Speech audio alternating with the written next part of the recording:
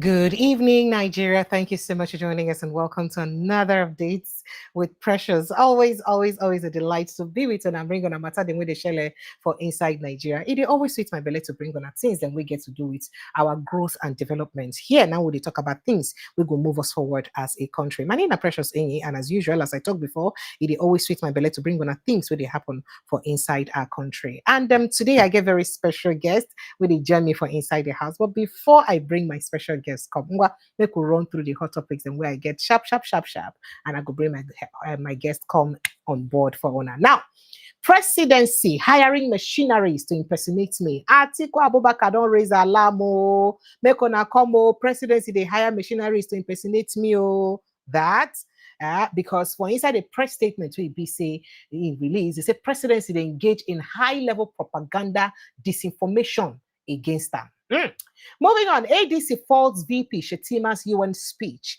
Says FG ignoring security, hunger at home. As the federal government or Tinubu don't they ask for debt relief for inside hunger. Say, I beg, you people make gonna forgive our gbese. What would they? Oh, you don't do. I beg, the gbese don't do. And then the vice president also said quite a lot of things. I mean, he said that through the mouth of the president, per se, as he take the air. Tinubu demands also permanent seat at UN Security Council for Nigeria. In fact, he didn't want that thing where he talk. He talks, if you want no buckle up, they say they will become irrelevant. These are other things that we be say he mentioned. But as I talk to you right now, the ADC as they don't summer the presidency for inside waiting and talk for UN National General Assembly. They also don't they hold high stakeholders meeting as we talk. In fact, for inside that meeting, Pantami, Saraki, Saraki's ally, and El Rufai, Amechi, Aregbeshola, all of them, Tambowa, all of them been there for inside the meeting for Abuja, the stakeholders meeting where BC hold today. And we will just see on that meeting and the outcome of that meeting. But we can move to other issues. Heavy security as Lagos government demolishes over 19 buildings at Trade Fair Plaza. And Oga, what's his name again? Oga Joy Bokwe don't raise alarm. Say, why did they demolish? In fact, him and Peter Obi and someone that's not the patron of that market. Why Ibi said they demolish those things? Them. He himself don't come talk. Say, Kwankwaso don't tell APC, say, ain't done ready to return to APC. So could it be that truly, Kwankwaso is likely to be Tinubu's vice president in 2027? Hey, you go hot, well, look. I could enter into another issue. National blackout looms as Nigerian electricity workers begin strike. They don't start strike. Japan don't scrap that proposed Nigerian community project because of waiting. They say our presidency or Tinubu government lie about the visa exemption. Because of that one, they can't say they don't wash their hand come out for Nigeria matter like Pontius Pilate. Say they do again. They don't wash their hand come up for a matter. How embarrassing this day, sir. Meanwhile, FBI don't place 14 million naira reward for information leading to arrest of a Nigerian man. One Nigerian man winning Olumide Adebiyi Adediran. Say if una face for me, 14 million naira, then be say 14 million naira. Now we go pay ona if una see am. Tinubu honors Ogoni 4, moves to restart oil production in Ogoni land. That one safe day. 11,000 persons, 420 communities lost to Plateau violence. That one safe day as part of the things and we see they happen and we will go to talk about today. And then we'll move on to other issue. Christ Apostolic Church don't they beg Nigerians where they're hungry. So make on no vex, make on take them easy now. Take them easy with Oga Tinubu and also on they hungry, make on make on they patient with them. Make on they patient. I beg, good. 2027 concerned Southeast political leaders scrutinize Peter Obi single term proposal. Say they won't torchlight. Why ain't single even use single term? Meanwhile, we've been hearing reports earlier say Tinubu don't order INEC chairman Yakubu to take immediate leave over alleged APC betrayal. Plans to appoint replacement. But today, Oga Mahmoud Yakubu preside over the promotion of some of the staff them for inside INEC. Obedient movement inaugurates Borno chapter despite attempt by sponsored persons to derail the inauguration. Any further attacks on ADC will be met with superior response. Dino Melaya don't want Governor Dudu. We need a joke here, Atiku vows to champion Yoruba interests, but in aid, constantly lie, no be saying vow. Atlanta mayor worth 10 million naira, no siren queue, jumping, entourage, none of them. Peter Obi blast governors after Ingo US trip. And then just there's also a story about Imo State Police arraigning NBA ex-secretary over Facebook post calling Ozodinma government tyranny and police brutish service. On human rights abuse. Well, all of this matter and more, IBC will carry comfortable this evening. So now, and joining me for inside the studio, now Dr. Catch Onanuju. Dr. Catch, thank you so much for joining us. We miss you. We miss you on this platform. We've missed you so much, sir. Welcome. Thank you very much. It's good to have you. It's always good to always good to be with you. So let's begin with the story of Atiku Abubakar raising alarm, because some people may think that it's worrisome based on what people they perceive, say the Nigerian politics or political terrain don't they like recently. So say if it be something where they we could cause problem. I mean, before we even go down, it didn't matter when they inside my table, but I would like make I pick your mind on them. Shawari versus Wike matter. How you take see waiting they go on between Shawari and Wike? Make I just speak your mind quickly on that before we go to other issues, sir. Well, I'll say it's nothing new. We've had it here before. Shawari has done this before against Tinubu, him and other people. What's his name? Reno Macri also did it against Tinubu. So in the United States, it's easy when you make inquiries to actually get this kind of papers. The law allows you. So, and Wike himself has become a person of interest for all watchers of our Nigeria's democracy. Why? So, Why because be like a Wike person has of become interest? a person of interest, well, his intentions is to undermine the democracy. Wow. I think he's the only human being who openly campaigns to undermine the opposition in the democracy. He does not hide it, and he does it because I think he has support from a desperate President Tinubu, and you can see how the seizure of River State was just to make Wike happy, and those kind of removal of a democratically elected person is not normal. But the same person So that if the they removed president could grant democratically that went to go and to, thank the president for removing him. Sorry, for reinstating him and for restoring peace. well, he, yes, he was so dealt with, and he didn't see the opposition strong enough to fight for him.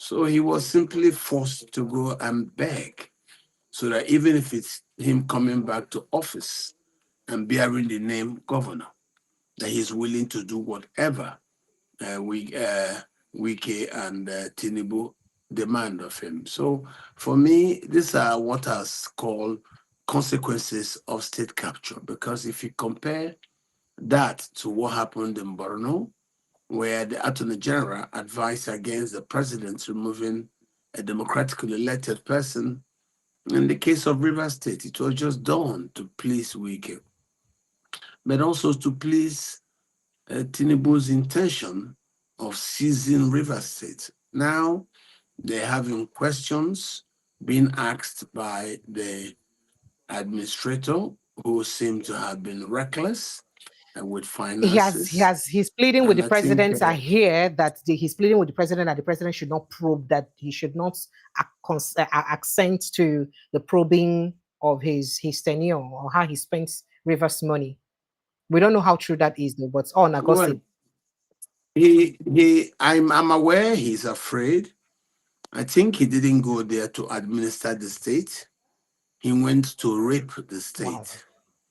So this is the first time in this democracy that you actually have consequences of state capture driven this far. And you can see blatant, looting of a state without going through the law. And the very man whom this was given to is behaving as if he doesn't understand that Nigeria is a democracy. You see, this is a problem. It depends on the conditions upon which he was hired by whoever brought him there. But he too should have known that whatever he does will be subjected to interrogation. So I cannot understand an officer of that, standing in the military should know that the laws will apply.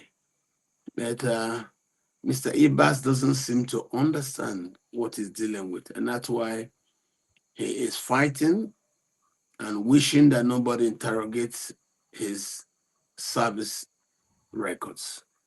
I think even if it's in the Navy, his service records will be interrogated, whether it's in the Air Force or any part of the military. His service record will be interrogated. So if he behaves the way he is doing currently, then Nigerians will start to understand that the capture of River State was not actually done to please the law. It was purely done to capture and loot the state mercilessly, as seems to be All the right. So case. with I think the okay, so president, I was going to yes, say that with what is going on between Shawari and Wike, I mean, do you see any headway? But Shawari is pressing buttons, though. He don't write to US. He don't do a lot of things. You think saying they get help from any foreign body, or he just push this thing on his own? And do you see him being successful in this? By the way, this doesn't start now. There are a lot of Nigerians who want Nigeria to succeed. And because they want Nigeria to succeed, they are willing to do anything that they can. And most of them in the United States helping to seek out information like this.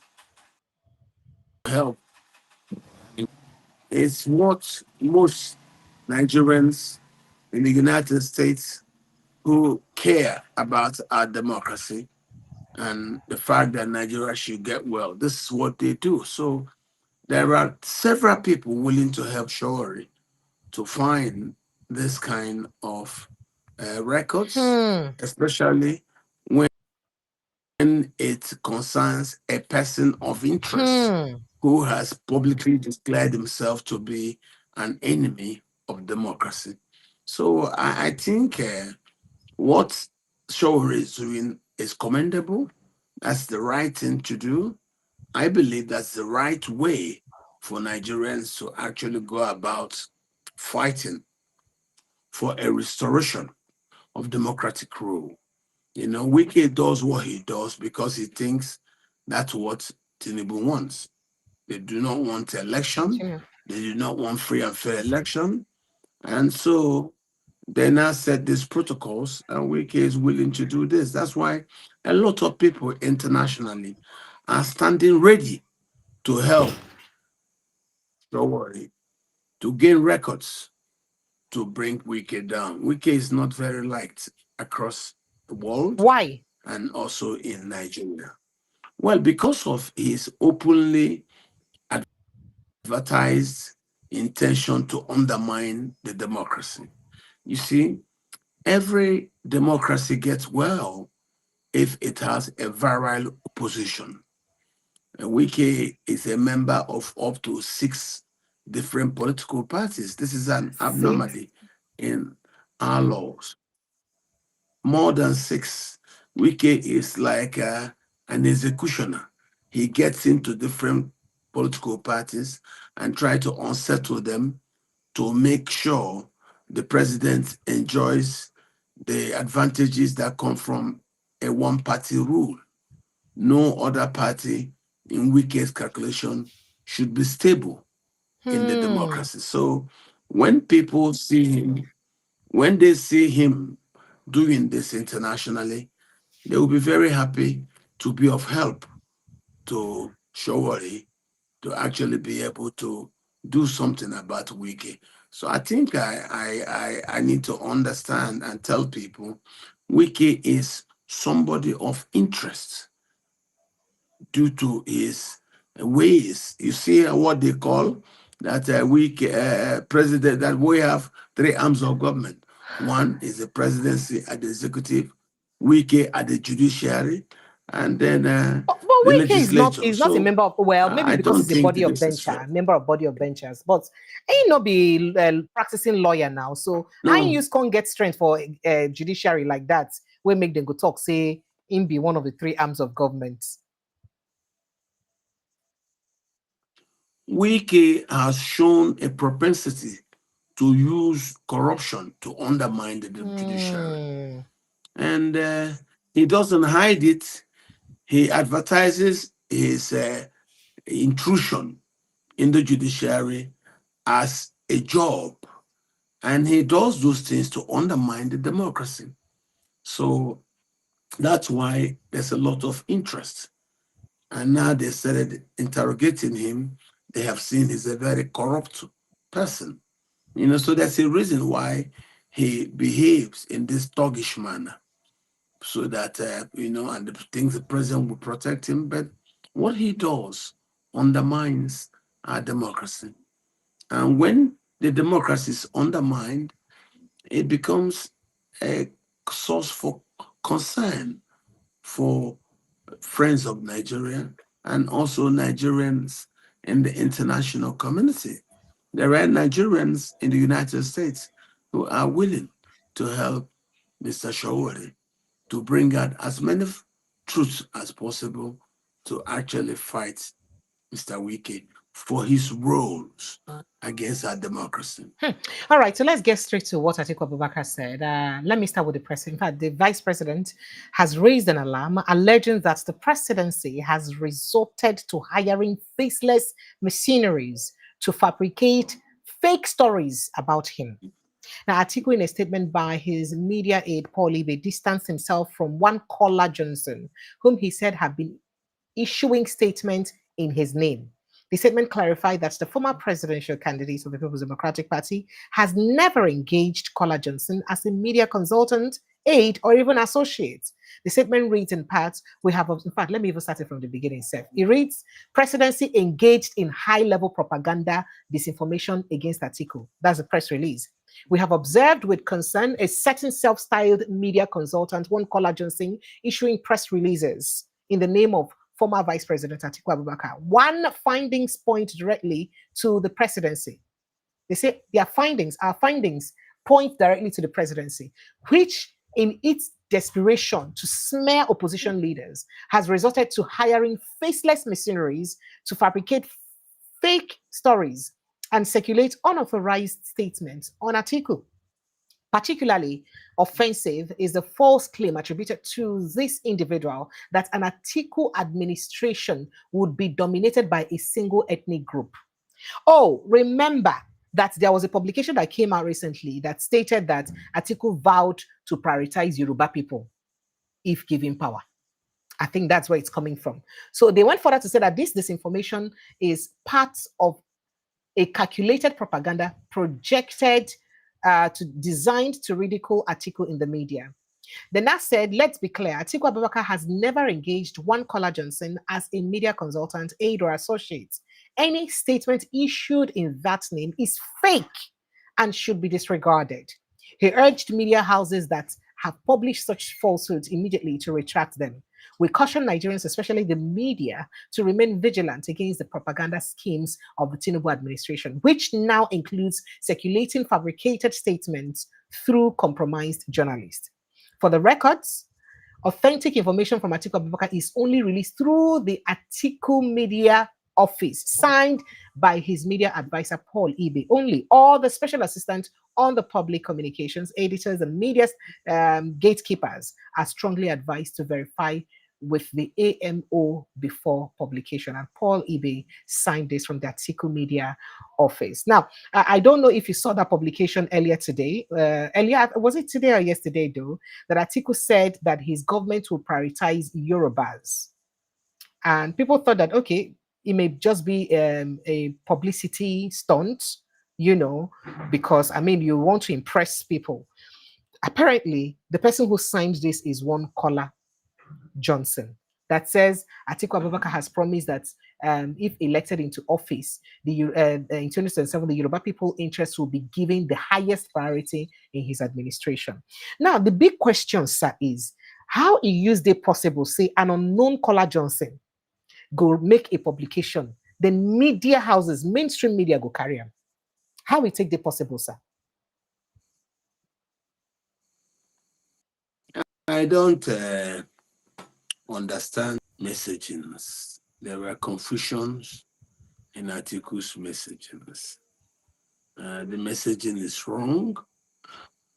There are disjointed messagings. People expect him to give a message like he will now become an elder statesman and support the people from the South, as the PDP has already zoned their To the presidency south. to The the PDP and the South. APC has zone to the So south. So let's just be clear. It's not the PDP alone. not just PDP the and PDP APC. and APC. Listen, Okay.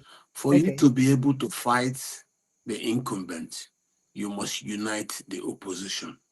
Hmm. Atiku is just reacting to decision to zone the presidency as it was zoned in 2019 to the north, which made him appear without any competition from Southerners. So the same thing that was done in 2019 is what is being done now. He's fighting it. He's wasting his time. There is nothing to be achieved from any small fringe platform. The only way to fight the incumbent is to come together and make it unite the opposition.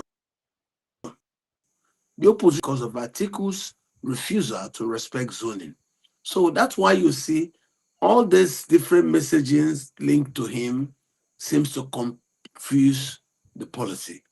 We are waiting for him to give the right message. As a statesman, he will support the power and then he'll find somebody to support. That's how it's done. So far, the messaging is not going well for Atiku because he's not saying what the political spectrum seeks to hear. So he will continue to have this battling to get a proper message. And of course, you can see the same thing they do to Peter Obi every time. Peter will just reply with a press release, handwritten. You can see they just give small to Atiku, and you can hear all this. So I don't think Atiku I mean, is in the race. you saw that one about Atiku, where they write say in visit MC Oluomo and he don't pledge loyalty to MC Oluomo leadership of the NURTW. I didn't That read it. I did position, not read it. I have I not didn't bother seen that. carrying it, and the one with Donald Trump too. And I'm like, why? What? How do people sit down and do things like this? Though It doesn't matter. The APC has started campaign in earnest. Uh-huh. So they started the round of endorsements, which now force other platforms to start coming out. INEC doesn't seem to have the power to sanction early campaign activities that have been brought out without it declaring, the time open. Look at what happened. Just by suspected, behavior that shows it's not where the system thinks about ADC. The INEC chairman we hear has been asked to proceed on, you yes, know, terminal leave. on leave prior to his, yes, prior to his disengagement from work.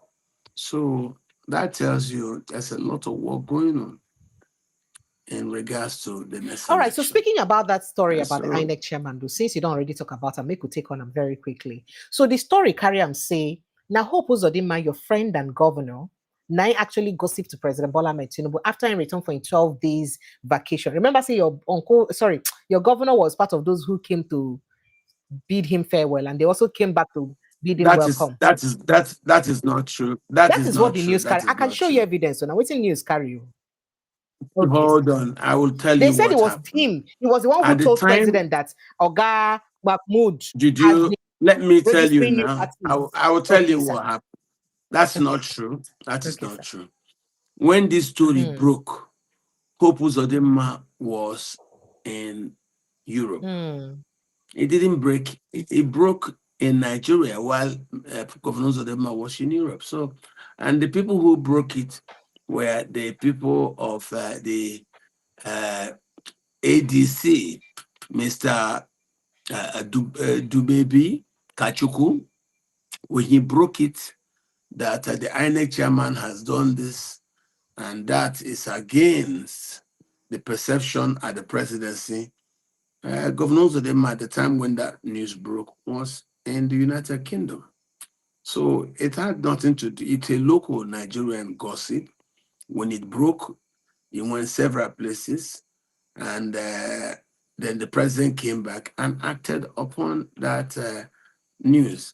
As he came back, Governor Zodema also came back. So it's not Zodema, no. Okay.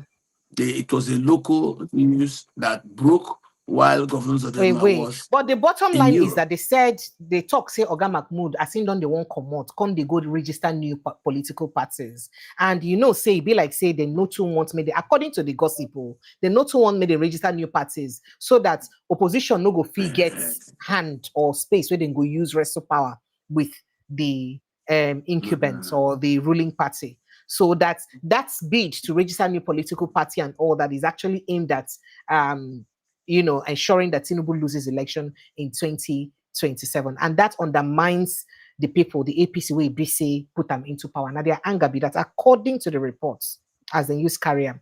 I think quite a couple of other media houses don't carry them, and from there we'll see them. Yes. Sir? Precious, you need to understand. Sir.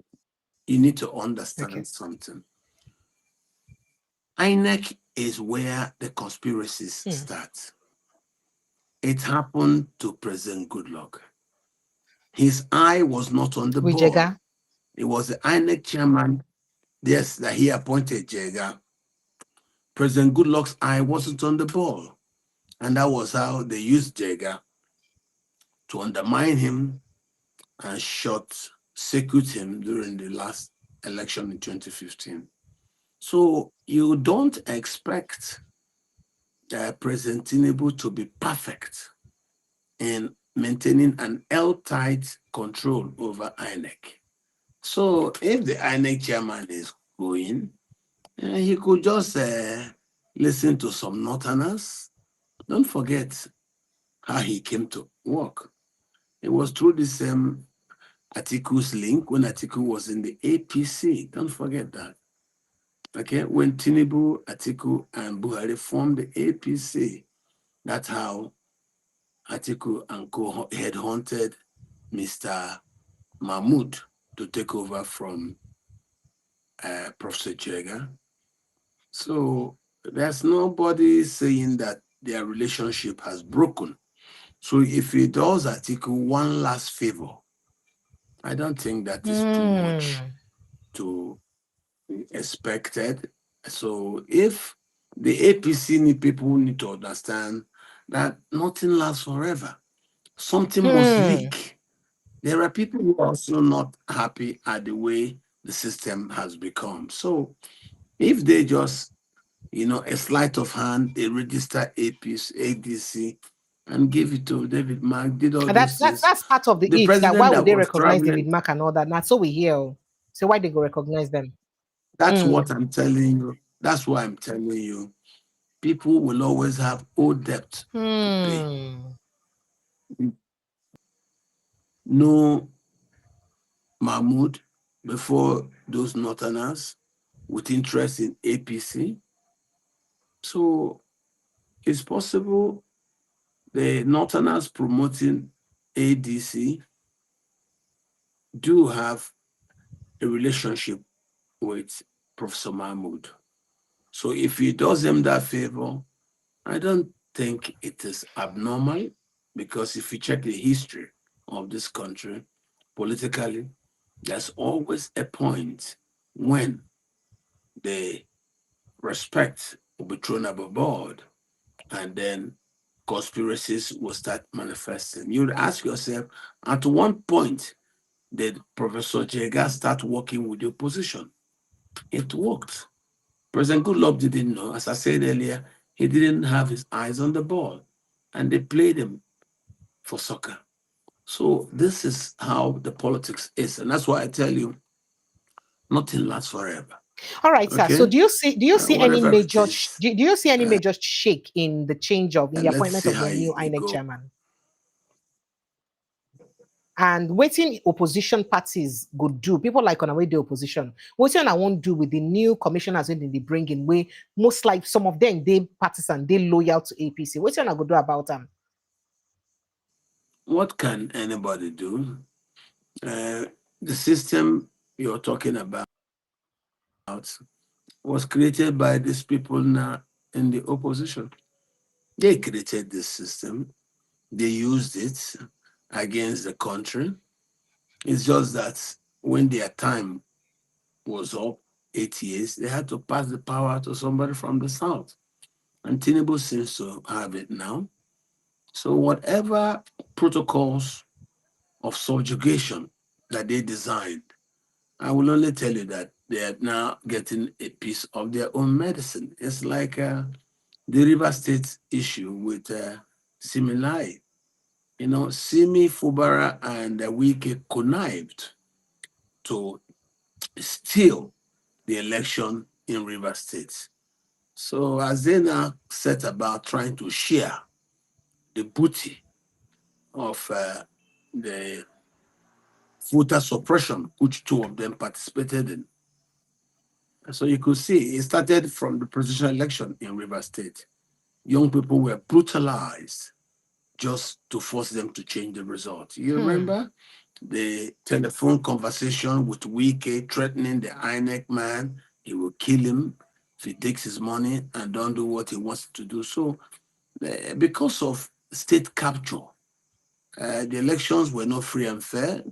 It was known very well from actual returns that Peter Obi won River State. But Wike and Fubara and Co. rewrote the So results. I So that's why okay. it's difficult to take side in their fight because none of them are fit to hold power So in you River feel State say the due to, president they condone waiting Wiki they do because of say Wiki help him win election. Now waiting you think? well, he also wants to use Wike again. Hmm. The president has seen what Buhari and his cabal did. So he's probably trying to repeat what Buhari and his cabal did. I think that's what you're seeing. Because undermining the institutions of state was started by President uh, Buhari. Buhari. He was helped by Amechi. You remember how Amechi uh, embarrassed and hijacked and terrorized a Supreme Court judge, Hmm. you know?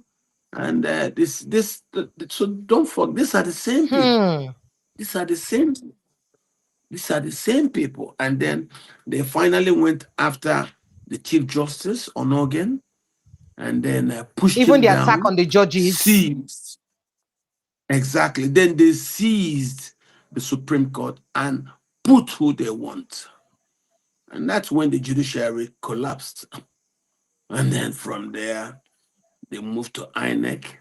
Despite INEC rules, they changed it. When we said, what's the problem? They say it's a glitch. Hmm.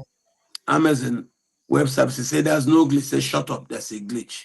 If we say that's a glitch, that's a glitch. And that's so that is state capture because they have military control of the space. So they don't care anymore about the democracy. Now, what I'm trying to tell you is the very people who caused this undermining of our institutions of states, the judiciary and the electoral body, have now lost power to Mr. Tinubu. And President Tinubu is now using their strategies. You know, you would say borrow a page from their manual, and they don't like it. Hmm. So that's why a lot of Nigerians are watching. A lot of Nigerians are watching.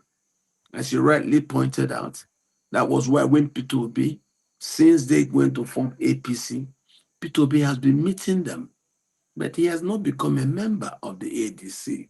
So you saw today they had a stakeholders meeting. He didn't go because the fundamental problem that forced an implosion in the opposition ranks was the refusal by elements of the political class from northern Nigeria to respect zoning so that the presidential pendulum can swing back to the south after having been in the north for 8 years with President uh, uh, Buhari.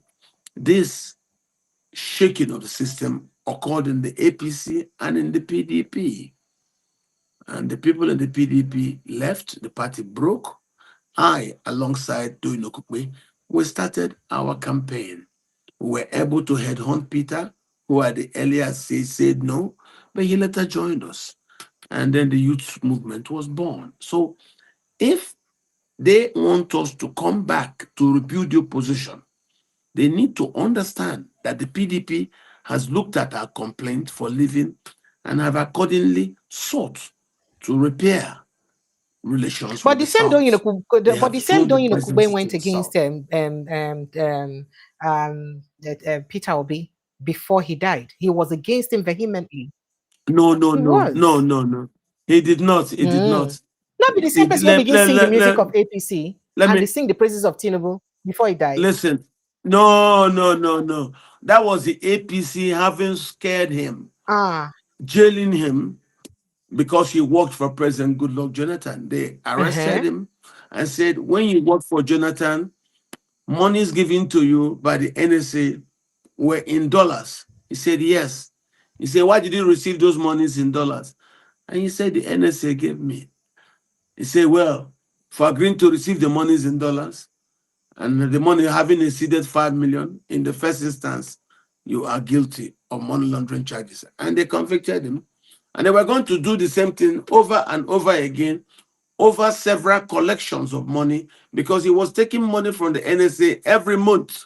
So every offense for every month is seen on its own. So when they now want to bring several charges for several months through several years that he was collecting that money, he now abandoned Peter Obi if that will save him from going to prison. And the harassment now weakened his body. His old illness came, and that was how he died. Does Peter Obi So know I that think it was the he system. did that out of compulsion because say maybe no get choice? Oh So yes, Peter oh Obi knows yes, him oh betray him yes. because of I and Peter went to. Yes, no, no, he didn't. He didn't. He was forced to walk away from Peter Obi in the middle of the campaign, and he did, or they would jail him. That's what happened. Okay, that's the system, Nigeria, for you. They will go start digging something, and if they see that you have a traffic offense that has not been attended to, they will dust up your files and use that to charge. They do it to everybody. You can see they're inviting all sorts of people who used to work with them in the APC. Yesterday, it was Mr. Malami, former Attorney General. eh?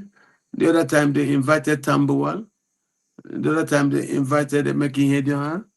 Once you are part of what gives the incumbent party sleepless nights, they will invite you to look at your previous financial records in regards of wherever you have served. So just like you're seeing now, they are calling Administrator Ibas of River State.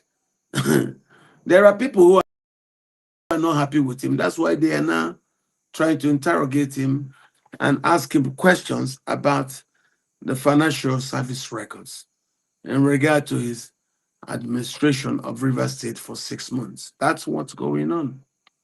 That's Nigeria for all you. right, sir. So That's Nigeria for let's you. get on to other issues because we may come back to things that look like this again very soon. I mean, is it fair? I understand say with the play opposition and all that.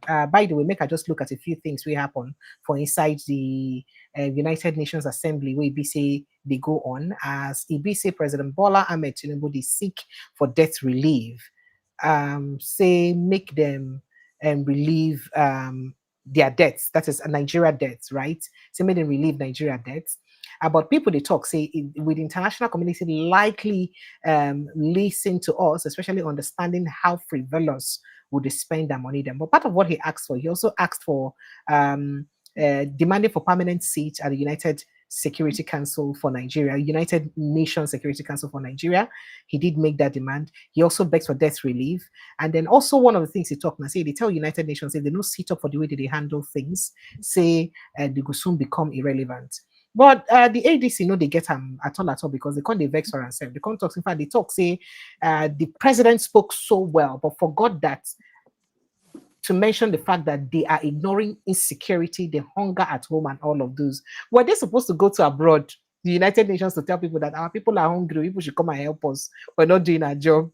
But I like you to chime in on that very quickly because they've lambasted the APC and the presidency for going to seek for debt relief and ignoring the hunger that they've left Nigerians on. But this now waiting people to talk to opposition they about so that they could give them hot, meaning they change their mind. Go ahead, sir. I think the issue of debt relief and the government seeking a cleanup of its debt records is legitimate, and there's nothing wrong with asking for debt relief. Anybody will Even ask though for we borrow a that. lot of money that It we is don't have good records of what we've used those monies on, that's the question. well, those those are new debts, which I have also condemned. I don't know the reason for you to borrow and borrow needlessly if you have met your revenue targets. It may also be in line with the corruption that is tied to borrowing. Whoever negotiates for funds borrowed gets a cut of it, Is that what happens, sir? and those Sorry, you go who help us rewind. So anybody when negotiate borrowing, they get caught for inside the borrowing. Now, waiting they happen. Money where the whole Nigeria pay back. yes, and because that's right, and because of Okay. that, several people come to sell you debt. So once you buy that debt, the man who arranged that debt for you has a percentage that he takes. So that seems to drive the debt market more than a need to employ the resource so gotten into anything meaningful for the country's growth. So most people saw under Buhari's administration, and that was a booming corruption, protocol. So I would not say that we're not there because these are the same party, man, APC. So probably the CPC faction, what they did is now being repeated by the ACN faction who are currently in charge of the APC administration. Okay, sir. This is really really worrisome. But then let's get on to other issues. Let's get to the fight of the opposition before we come back to what's going to happen. First of all, say the ADC then hold this high stakeholders meeting, and the opposition they worried, and recently say the ADC don't they talk say then they worry the way we basically they use attack them anytime they won't hold meetings. I don't know if you've been privy to that. Some meetings we said they won't hold recently, where they come under attack. But again, that did not deter them. They still held another meeting today. And that was a high stakeholders meeting, and all of them did together for inside that meeting. And part of those we did, I think a strong ally of Pantamesef was also in Pantami, I think so, was in that meeting. Former Minister Isa Pantami was in that meeting, yes. Ex-Senate President David Mark, Senator Aminu Waziri Tambawal, Governor Abdul Fattah Ahmed, strong ally of ex-Senate President Bukola Saraki, been day the meeting. All of them plenty they inside that meeting. And Atiku Abubakar posted it himself and all that. What does this mean, really? The fact that oppositions are constantly attacked whenever they come for meetings like that. Meanwhile, if the ruling party come for meeting or call for meetings like that, they need to attack them. What do it mean? And how you take see this their meeting, what did they hold now? What P2B no be part of? Well, I'll tell you, attacking opposition wherever they meet, anywhere in the country, is a mark of intolerance by the ruling party. And I think that is something that we must condemn, and I condemn it. I think it is wrong to make free assembly, political assembly, a dangerous venture. That is a very, very concerning introduction in our democracy. And I believe we must stop that forthwith. It's no good. I think the presidency should wade in and stop his party people from such physical attack of members of the opposition wherever they intend to meet. I have taken particular notice of the very disturbing, violent disruption of meetings in Kaduna State involving Malam Nasir El-Rufai. Even in I Lagos State think with Gbadebo Road's Vival. well, it just shows you that the members of the APC are not comfortable with competition. They are not comfortable with the opposition. And I don't think this is good for our democracy. Well, we cannot keep quiet. We must continue to raise our voices. We must continue to condemn these things. But then it also tells you the level of our political development. I thought we had gone far to now bring Nigeria back to this kind of crass gutter reactions against the opposition. This is wrong. This is wrong. It just shows that what was created by Atiku Abubakar, President Buhari, and President Tinubu in 2015 has become the biggest problem that Nigeria's democracy currently is. You know, it was a wrong thing. They did that in a way, as they said, to take the power to the north. And they did a lot of things due to in the build-up to taking power. They organized shutdown of the country against the removal of subsidy. Today, Tinubu has removed subsidy. So there were things that were challenging, not because their behavior was good for the country. No, they just wanted to post anything Goodluck was doing. And as you can see, they are the ones now getting the same. As people normally say, Tinubu is not Goodluck. Goodluck was a gentleman. Tinubu is not. Tinubu is not a gentleman, and it's not good for democracy. Okay, let's quickly move on to all other issues as we get to. I mean, if we still remain in this part, what do it go mean if Kwankwaso come back to the APC? Because Joe Igbokwede talk say Kwankwaso don't already finalize plan. He don't notify the APC talk say he won't come back to APC. So what does it mean if Kwankwaso comes back to APC? Because he may likely be the presidential candidate for Tinubu. Remember, say the last time we hear say President Tinubu is fish for somebody we get strong support system for North, we could be in vice and say be the official Kwankwaso. And Kwankwaso now, according to plans or statements, saying already notified, saying one return to the APC when be from come. What does that mean for opposition parties, really? And then for your candidate P2B, what do you think that means? Because the same person said he cannot work with P2B because P2B was Andrew's liver salt. But here he is now going back to work with President Bola Ahmed Tinubu. Well, you have to look at Kwankwaso misread Peter. He said that Peter was just an effervescent, sparkling drink, that the sparkle will go away. He didn't know. I personally was sent by Peter to Kwankwaso's house. I went to negotiate with Kwankwaso at his home. Oh, you were part of those who tried to negotiate with him? Yes, I went to his house off Kasinala Crescent in Maitama, Abuja, and he received me. And we spoke for a very long time. And at the end of the day, yes, he told me I'm being unfair, that he had been a commissioner, yes. He has been a minister. He had been a member House of Rep, he had been a minister, and he also had been a governor. And he has taken. And he's an engineer, and that his CV is more than P2B's own. That's part of what he said. No, I told him that he doesn't have the momentum for the sake of the country. But then at the end of the day, when I was leaving, he called me back. and say he wanted to confess to me that he's under pressure.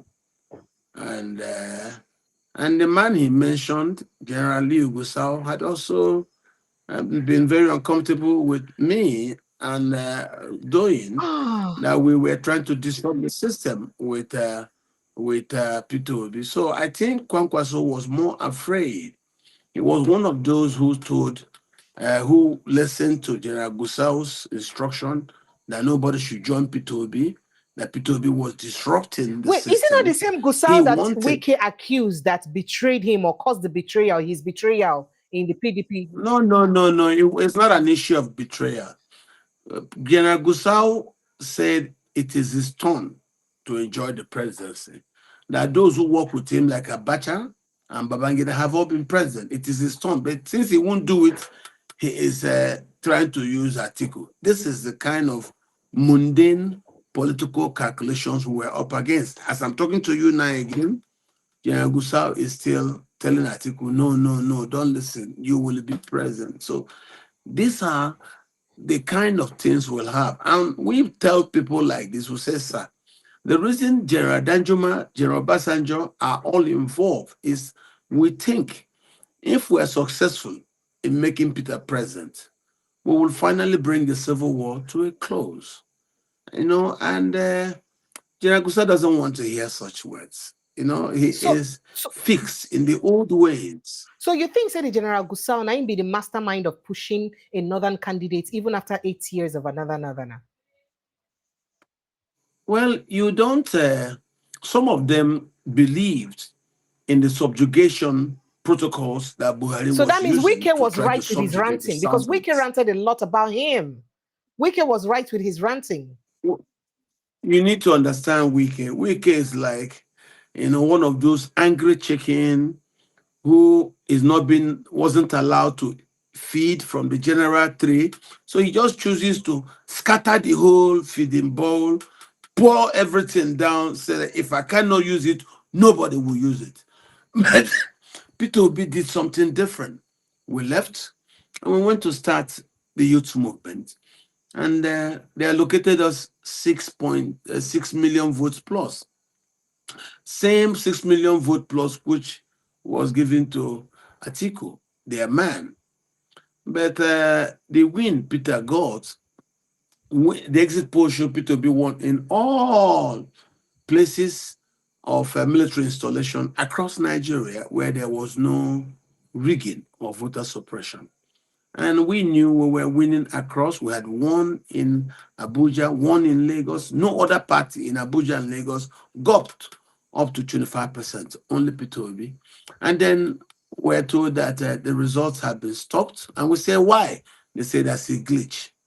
I can tell you, those people who did that glitch story are the same people who have now left Tinubu to start ADC.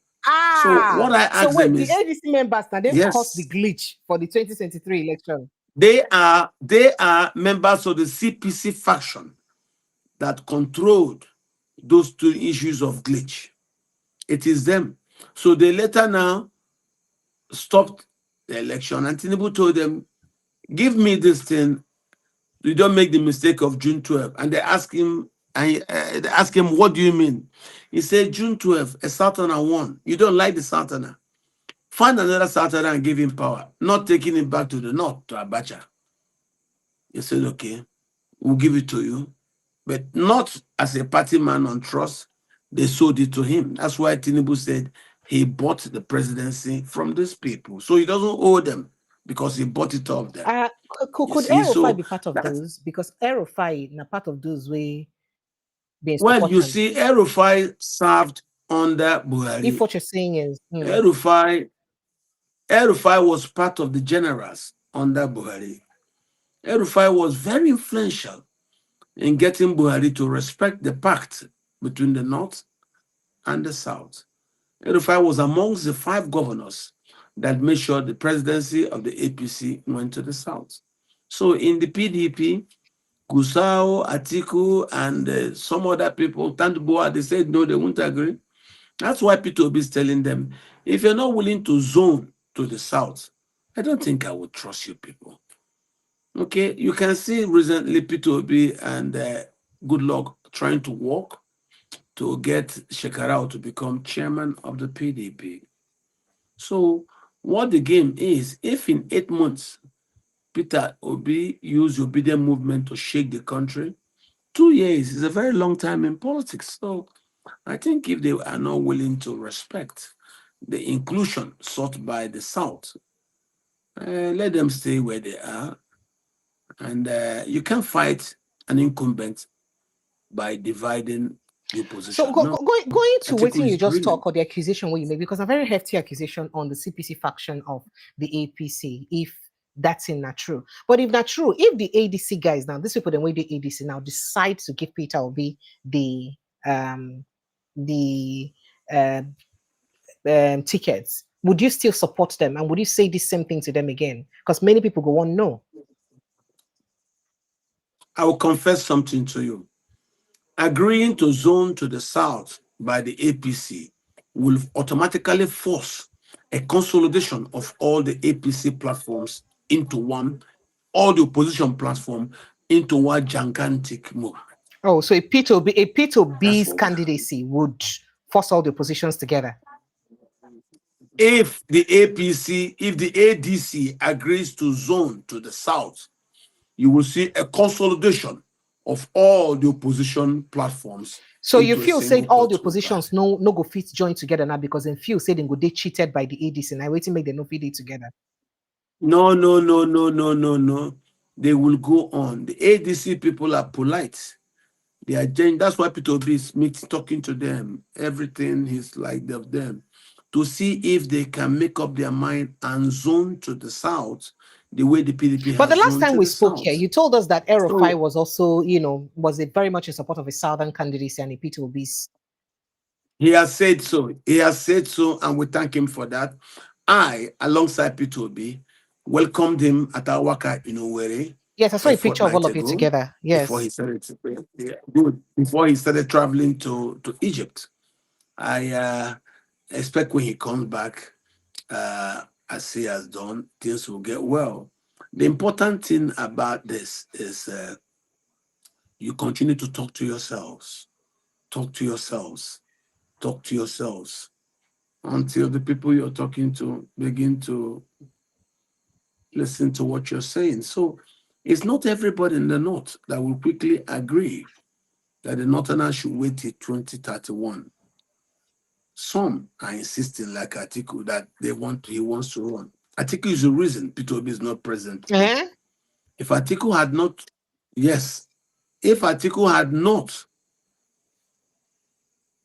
said no for the presidency to come to the South after 8 years in the North, the opposition would have been united. They could have done a lot with that 12 to 40 million votes that was recorded for two of them. So I think Atiku is the reason Peter Obi is not present today. Atiku is the reason.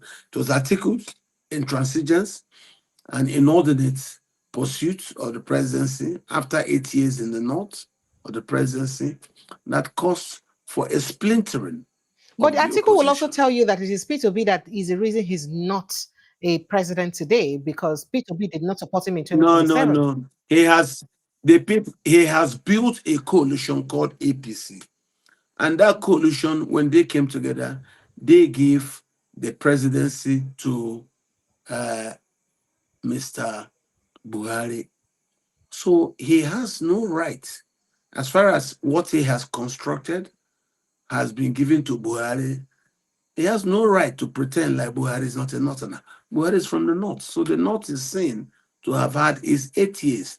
That's why the presidency after Buhari, members of the party agree should come here. Don't forget, Atiku, Tinubu are the foundational kingpins of the APC that took their presidency for 8 years. So whether it is Atiku that took it for 8 years or Buhari had it for 8 years, the North is seen to have had the presidency for 8 years, and that's Is it because Atiku supports Buhari for that 2015 to make sure he win the election? Now wait to make you talk like this, sir. no, because it was Atiku who formed the MPDP caucus and use that to break the PDP. As they now got to the alliance that Tinubu had with President Buhari, that's how it became big. Tinubu has had alliances with Buhari, with Atiku, and other people before, and they were never able to win election. But the minute you brought the PDP, MPDP into it, it became big enough to win election. And that's how the 2015 election was decided. So, all right. So we talking about the 2023 want election, to be somebody very they talk here honest. say, not be just Atiku, that Atiku was not just the problem because Wike was also contesting. In fact, a lot of people that accuse Wike saying, "Now him no agree made a microzone to southeast." Instead, made just might make it made a zone It's to not south only. that is not true. But Wike was contesting. That Wike those would have won people, that ticket if Atiku was not there. Wike would have won. Peter Obi did not stand a chance. it's not that is not What is true. true, sir? It doesn't work Okay, that sir. way. If you zone to the south, everybody will know where it is going to. And all of us will sit down there and say, it's this man. We go there and that day we vote a mass But for him. It is okay. when there is a disagreement, as you saw in the PDP, that they now started doing what they were doing. And it's not like the Northerners couldn't understand that zoning will have kept the party together. It was some of them thought that Buhari's subjugation of the rest of Nigeria had done enough to intimidate the Southerners into not demanding for their Oh, right. so then feel say they And go that's fit why you continue with saw there and nothing will happen. exactly. And you Oh. saw it didn't happen only in the PDP, it also happened in the Yes, when they APC. brought Ahmed But Lawal, I was surprised that Tinubu, Ahmed Lawal was at some Tinubu, point pointed out to exactly, be exactly.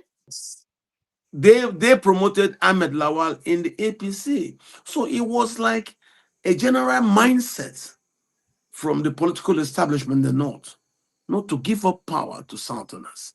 Tinubu now deployed money, employed El-Rufai. El-Rufai got 4 other governors. They broke Buhari.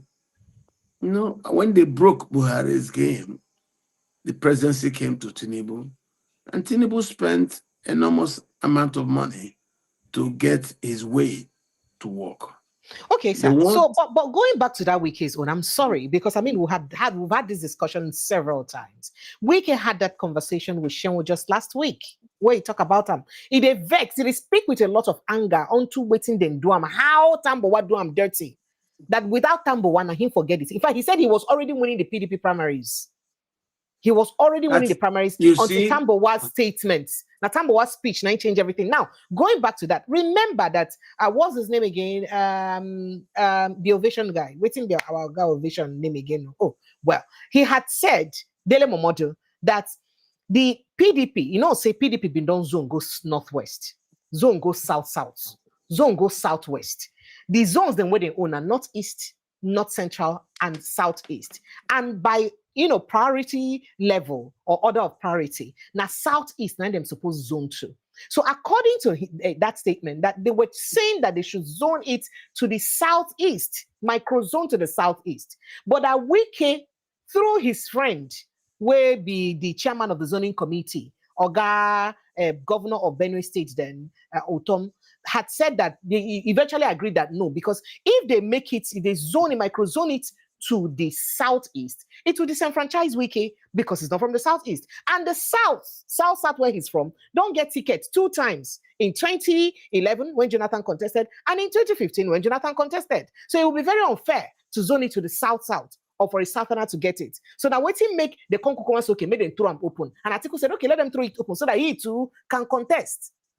Because I've heard them several times say that Atiku had said that if they had microzone to the southeast, of course he wouldn't have had a problem with it. His problem was that they wanted to leave it at the south alone, giving Wike the upper hand to contest.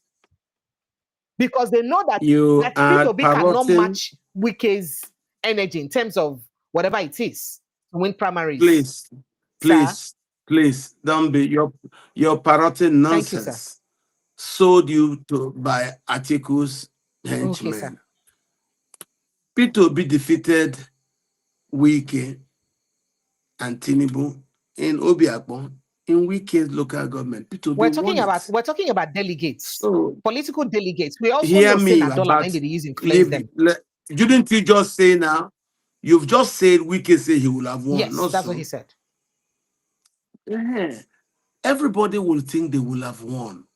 What decides outcome in primaries is after people take your money, they will go vote their conscience. Mm. Forget the nonsense Wike's. Yes, don't listen to Wike's nonsense. If we had agreed in the PDP, we will zone to the south and we will target P2B for the southeast. We will act in line with our conscience. The same thing that happened to Wike will still happen. Mm. Once the party closes its mind, yes. Once the party decides, look at where we're going to. No matter who you throw money. Didn't you hear what they said? We even gave more than 30,000, did this, did that. People voted in line with their conscience. That's how primaries are decided. You can throw money about, they will go and vote as has been arranged. So forget all those stories about Wike with this Wike. It's not true. If we had voted to the south, the party will have gone for Peter Obi, just as you're seeing now. Don't listen to those stories, but being told by who's Momodu? Is Momodu a member of our party? Momodu only came to join us to come and work with Wike. I mean, to come and work with Atiku.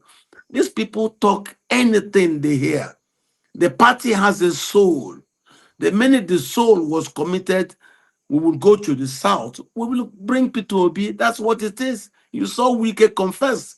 He spent money. He did this. But the delegates voted according to the soul of the party. If we had zoned to the south, no matter what Wike could spend, he will have had the same outcome. The soul of the convention would have still have brought out P2B. You can see what's going on now. If Atiku told you he wanted to the southeast, what is stopping him now from making that statement and backing P2B? Ask yourself. Don't listen to those ridiculous Oh, so if stories. truly They him tell wanted you, to go they tell southeast you. by now, he suppose don't If he come. wanted it, what stopped him now? Oh, What stops him now? oh. Is there weekend now in ADC? No. You're seeing the real character of the man. Forget the stories he tells you. Lie to who?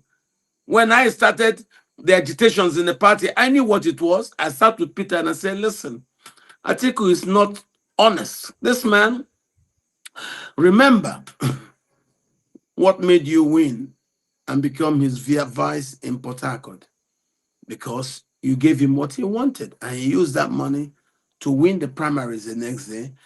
Before Ekweremadu, David Umahi, and others got into a vehicle to try to come to discuss with Atiku about VP, they had it on the radio as they were coming that Peter Obi had been selected. So the minute we saw Atiku was working with one of the governors called Governor Patrick Ifeanyi Okowa, we knew. And I told Peter, I said, listen, forget these people. They've made up their mind on their ticket. Atiku will tell you several things. A lot of them are not true. He said in Bauchi that no matter what the governors did, he will have taken Peter. Peter left without telling. It's not true. Once we saw that it is the man who brings the money when you're going to beggar to buy the car that will get to sit in front when they are testing the Tokumbo. And we knew the man bringing the money is Governor Patrick Okowa. There is no way Peter will have any space. Oh dear, I think his network has been interrupted. Oh dear. Oh dear, maybe he had a call or something. Okay, all right. Let me quickly just run through some other conversations that we may be having tonight, whilst we have him join us back, because I think his network has been interrupted. Let's see if he rejoins us. I think his network is bad. Okay, I think he's back now. All right, let's go ahead. Go ahead, sir. So we were talking to the people. Peter was directly talking to the people on TV. The youth bought his story, formed themselves into an organic movement. 8 months to election, we moved on. To tell you that we came out 8 months to election tells you that we did it in anger, because we now saw these people were not sincere. Hmm. Who will ever start a presidential election 8 months to election? We did that in anger. I got, the person told me, no, it had been decided that nobody in the East will be voted for by anybody, I say I will prove you wrong. I will prove you Unfortunately, he wrong. wasn't alive. He Atiku was and not his alive people to were, experience that. well, it was part of our loss that also depressed him. He didn't understand. He believed, but when we started the youth movement, quickly we eroded anything they had. And he said, are you okay with what you're doing? You will implode the party. I said, yes. If I implode it and they learn, next time they will respect inclusion. Next time, what did they do? They called me and they said they agreed. And now they've zoned it to the south. So we are begging Atiku and the other people to please agree with the zoning of the All right. presidency So, to the so as they south by talk the like this, party. that means if Atiku or the ADC no green zone to the south and they maintain, say they must get open primaries, which may likely see Atiku clinch the ticket, that means is another giving Tinubu ticket for 2027 that is going to happen. I don't know about that. I can't predict the future. All I can tell you is things change. Whatever happens, Peter Obi will be on the ballot as a With presidential which party? candidate. As I'm telling you right now, there are several platforms right now available for Peter. But he is working to convince his friends who have run away to go form ADC to come back. Let us harmonize the opposition platform. This is what he's talking of. Those people are not doing what they are doing because they think they will win. No, they will win. Atiku has some bizarre calculation. If Tinubu runs, Peter runs, they will decide fat and vote. Everybody in the north will vote for him. Imagine such dreams. How? Vote Oh, for you so now for what thing here, they think of where? be that? Say if Tinubu run, Atiku run. That is his plot. Yes. He keeps telling Eh. everybody that this is what he will do. That's how he'll be president. This man, every year, since 34 years, I'll be present, I'll be present, I'll be present. Support somebody else. If you say it's Atiku, it was Wike in 2022. Wike is not in ADC now. Support Peter. Support Peter. He has told you he will do one term. Support him. I don't really want us going Okay, around so these yes, issues. These it's people okay, are sir. not. Sorry for taking you to that route. So let's focus on 2027. The possibility of a good luck Ebele Jonathan. Since you don't mention one term now, because it look like say for the Northerners, one of the person where they suit their mind, where they accept pass, where then they sure say no matter how it take be, the person will do one term. Now good luck Jonathan. So how you take see that one? How Peter Big will come cope if good luck Jonathan they on the ballots, him in there on the ballots. You know, go cost more division. I think good luck, Jonathan. President Goodluck will very likely support P2B Eh. on the ballot. Yes, and that's why two of them are now working.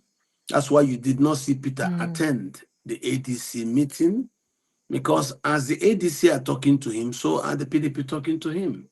And so for me, the ADC will find it very difficult to organize. Okay, this is just a disgruntled person's platform. It's not a real serious uh, platform with a consolidation of the opposition. No. Opposition needs to consolidate to build anything that is serious. So let us see what's going on. Peter Obi and Goodluck has indicated that they will be happy to have Shekarau become the new chairman of the PDP. And let us see how Because I'm that wondering how they're goes. going to do without a Damagu that is a Wike's henchman. That one another problem. Damagun will go in November at the party's convention. But Wike they insist that So, convention no go and also that's it. take place. And there's nothing wrong with Wike.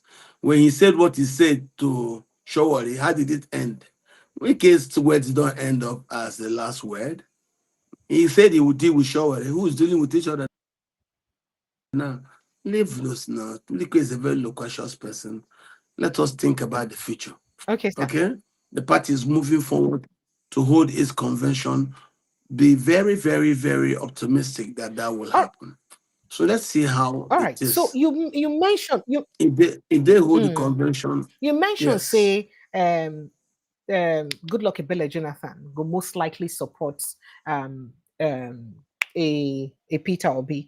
Why you they sure of that? Because in close allies, then including in brother, don't come out and talk say Ingo contest the election. Even when they talk about some legal issues and all that way the APC fee use against them, then talk say no, those ones them they already they settled by court and that there is no appeal on that matter since court settled them. So in they free to contest. And since then, him too never come out openly talk, say he no go contest. So what's it make you feel, say, or they confident, say, because him and Peter Obi don't get meetings, so he go feel support Peter Obi?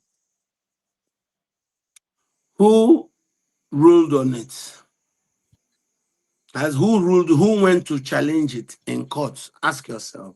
Who went to challenge that legal grenade, the landmine? Nobody has gone to courts. Let APC, who now control the judiciary, which will say it's in their pocket, start going to challenge that in court, because no law stops them from going to court against that issue. So you think that Someone, if Jonathan comes, they may use judiciary to against him? well, is the judiciary free? Why are all the governors running to APC? Because they know they can take your state and use the judiciary to confirm it. Why do you think people are very afraid? They could give you any treatment. So we need to be very careful moving forward. I don't trust Tinubu. He will harass and treat Goodluck the way I don't want. And I think Goodluck knows those things are not, they're not palatable things to do. They could bring back the EFCC case against his wife. They could do anything. Can't you see he invited Tambuwal? Even just to tell you they have things on you. These people they are impossible. They are impossible. I just have to take it that way. So as far as I can see, the APC are playing dirty, and I don't think that is good for the democracy. All right, sir. So if Jonathan supports Peter Obi, how you take see that combination? What did it mean for Peter Obi force for the 2027 election? Well, I myself, most of us in the PDP who supported and followed Peter Obi were basically originally Jonathanians. Okay, that's why you see Jonathan and Peter Obi rhyme very well. They have the same camp. It's just that there are other young people who were never part of the PDP support base who now joined Peter Obi. So Jonathan knows that Peter Obi does have massive, manikikyo follow. Okay, all right. I think it's that time of the day again that we'll not start having network issue. I just do hope that this will not linger for long and so that it can be clear as soon as possible. One more thing I like Dr. Catch to. Hello, sir. Are you there, sir? Yes, I am here, my dear. Can you hear me? Are Yes, you I can there? hear you, sir. Yes, I can hear. Good. Oh, they take your lights. They not take Sorry. like that. I can see. I don't know what it is. Okay, fine. I've seen you. No Okay. problem. Thank you, sir. Thank you, sir. Mhm. All right, sir. I would like me you finish on this conversation so that we'll quickly enter inside the Japan story because I hear said because well let me hear you finish with the Jonathan conversation and The Peter Obi, what the support remains. Jonathan will for Peter Obi. likely back. Jonathan will likely back Peter Obi. Peter Obi has the momentum right now. He is what Nigeria needs And when Wike now. asked that, when they asked Wike that question for interview, he said which party will contest? Like they already know that they're making it difficult for him not to have a party because that's the question. And that's why Nigerians are Wike, worried. Wike's words are not what you take seriously. The reasons why Wike's Togre in River State has attracted national, importance is because he uses that to tuggishly undermine the democracy. And he wants to tuggishly undermine the PDP. But I'm sure if the party comes together after their convention in Ibadan, they will begin to sort the party. I don't think the party is impossible. And I'm very happy that President Goodluck has come on board to try to fix that party. So I think somebody I told this morning, he said, are you prevaricating? I said, Peter Obi is not prevaricating. If in 8 months to election, he changed the country, 2 years is a very long time for him to plan and negotiate power properly. So why do you think the opposition is terrified about doing. that 110 agenda? Because it be like say that one they no agree say it possible at all. It is not an issue. The 110 is not an issue. It is just some people of turn by turn politics in the north who are thinking about those issues. At the end of the day, Nigerians will decide. So let's leave all these stories. Whatever it is, the Atiku and his people are the people responsible for this thing not to have happened. So I don't think they have any right to start making too much noise about tenor or no tenor. If they had allowed this thing as the people in the APC allowed it, we wouldn't be where we are right now. We wouldn't be where we are right now. All right. So moving on, we hear that Japan don't scrap. Remember that thing we come out about a particular land or city for Japan, we be say they keep what we hear say them preserve for Nigerians, and here say after President Bola Tinubu to Japan visit to Japan, say they agree, say they go give Nigerians visa, whether visa exemption or so to fit enter those places. So Japanese officials say they don't cancel the proposed initiative aimed at strengthening ties with 4 African countries, including Nigeria. Sir, they say that because our Nigerian government go live. Say that because our administration. Now what's I make ask you? They say in fact their reaction spread based on misunderstanding and confusion. That's what they said. The JICA president told journalists in Tokyo that the African Hometown Initiative will be withdrawn, that they're not doing it again. That because the reaction was too widespread and it was, sir. It is a proposal within some community in Japan. It's not yet a policy well thought through. So most then times why did the administration, why did our government announced it and hyped it like it's a deal that they have sealed for Nigerians? That's what caused this propaganda. And you have now had the proper thing. You heard first from the Nigerian people, and then you now went to hear from the Japanese to try to see if that from the Nigerians can be validated. And they said no. What your government is saying is not exactly what we mean. This is where we are. This is where we are. This is where we are. Your people are jumping. There are conditions to be met before we can consider if such things are possible. If somebody flies a kite, an idea about, because ideas don't come out fully formed at the beginning. Somebody may have suggested something, but there are conditions to be met before a sovereign state like Japan will agree to part with some of his space. So why did our government not allow that condition to be met before they announced it and hyped it like it was a deal they already sealed? Remember, it happened with Emirates too, Saudi Arabia too, where they also can't deny us. Because it don't look like saying a tradition, and a part of waiting, the opposition don't be used against them now. I think the opposition would be wrong because you need to look at the track record of the APC administration. How have they been in the past? You have to be sure that somebody's words are things you can, take to the bank.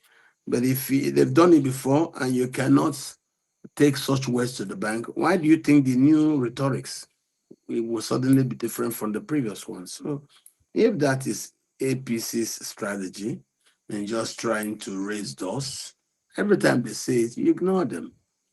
Doesn't make no sense. Who told you they will say such thing next time?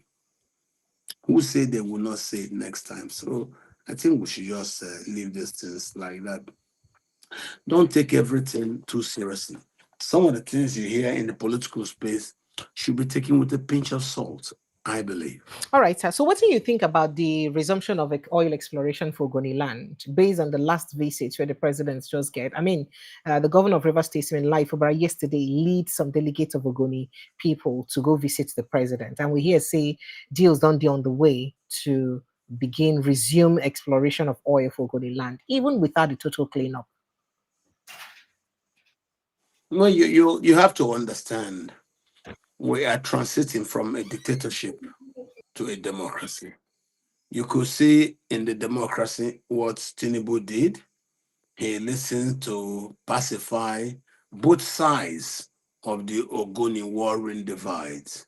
You know, I read where the gentlemen who were killed, which forced Abacha to arrest Sarawiwa and his own group and also had them killed. So I think Tinubu has now pacified the two camps, you know, both the Chief Kobani's group, who were the first to be killed, and his people who also were killed. So it's a kind of making peace for the entire community and let them now bring closure to the internal divisions in the community. It was internal divisions in the community that caused it. So the president has tried to get them in because Ogoni people sit on very rich hydrocarbon field. For them to stay for so long with no activity is not the very best for the country. As you've heard, the Nigerian government had been very successful in increasing our daily petroleum production to even match our given quota of 1.5 million barrels a day. I believe we can take our production per day capacity to up to 3 million barrels per day. And once that happens, that means more revenue. So I have no doubt. You can see we've kind of arrested the issue of stealing of crude. So if right now what we lose, from what I hear, is close to just 5%, that's good. That's good.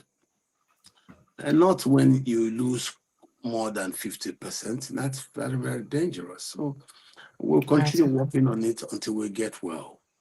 All right, sir. So all this while you've not been with us, let me gossip something to you. All this while you never come. You did one Mhm. woman we be in charge of NatCom, Nigerians and the Diaspora Commission. Her name na Madam Abike Dabiri.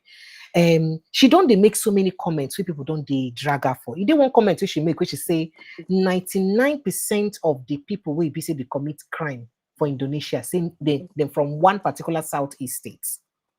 And then it can't reach time where it be say some people way from another extraction, southwest extraction of Nigeria, commit crimes. She did agree mention about them.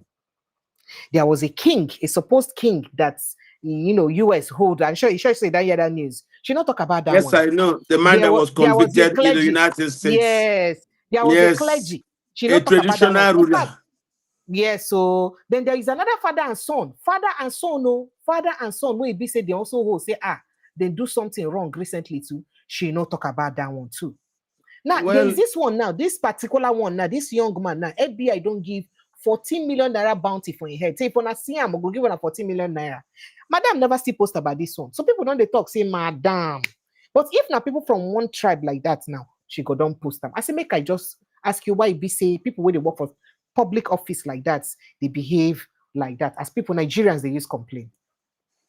I think Abike Dabiri is a disgrace to the Hmm. diaspora office.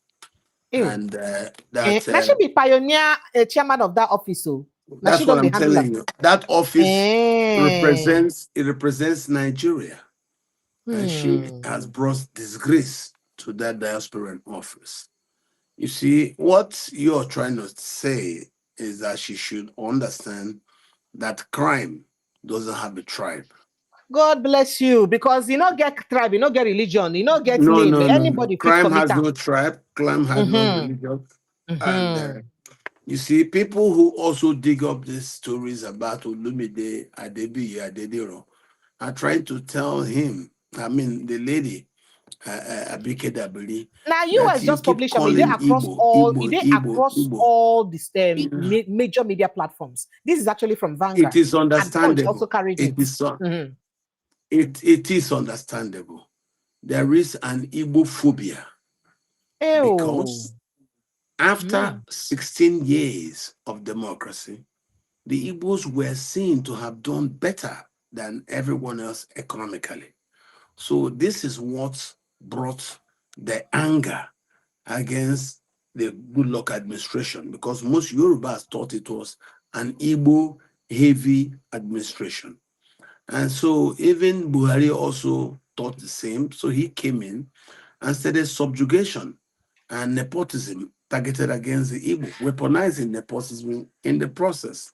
So Tinubu and Abike Dabiri are also weaponizing the same bigotry against the Igbo. That's nothing very, very difficult to understand. It shows you the quality of leadership. I can just assure you that Nigeria will outgrow this. Nigeria is much, much stronger. What puts us together is much, much stronger than this kind of bigotry can change. Look at how the Igbos are so invested in Lagos that some Yorubas are even complaining. Okay, where were they when today now they don't demolish like how many plaza they for trade fair demolished markets now where 19? Ogajo Igbo they They complain about. demolished 19 buildings inside one plaza. You see, no matter how much demolitions they do, it's not going to be able to reduce the Igbo advantage in terms of seizing Lagos and Abuja as trophies of their participation in the Nigerian project. So what I would say is, as far as you are not against the Nigerian project, there's nothing you can do to the Igbo. You can be angry at their success. And what I see is an Igbo renaissance. The Igbos also do not know how to situate their renaissance.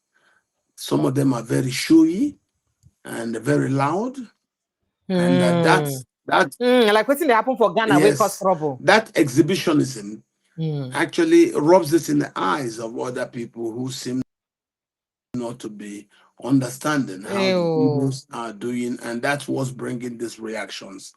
I don't think You can't this. bring pepper body. I don't think these reactions will stop, because the Igbo showiness is historically part of them, and they are very lucky, if you ask me. Oil is going out, but what's coming in now? The Igbos own about 2/3 of the entire gas in Nigeria. In Ebonyi, you have gas occurring with bitumen. In Enugu, it is there with coal. In Imo, you have the largest gas deposit in Africa at Asan North in Ohaji. In Anambra, you have an associated gas. And you have gas in with petroleum in Abia. So Igbos are lucky. They are lucky. But because of they've used the apprenticeship institution in a very great way to be able to excel in commerce, that has given them economic capacity to invest, and then become so loud in their economic success that you're beginning to see this kind of reactions. I don't think it's a problem. I think the Igbos should just ignore it, expect that you can be successful, and you expect people not to react towards you. I don't think anybody hates the Igbo, no. People just fear them, the way they go about their ways and their very, very competitive capabilities. I believe All all of right. this All right. is Thank you. Thank and you.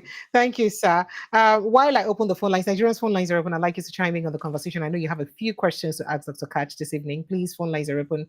Kindly do so.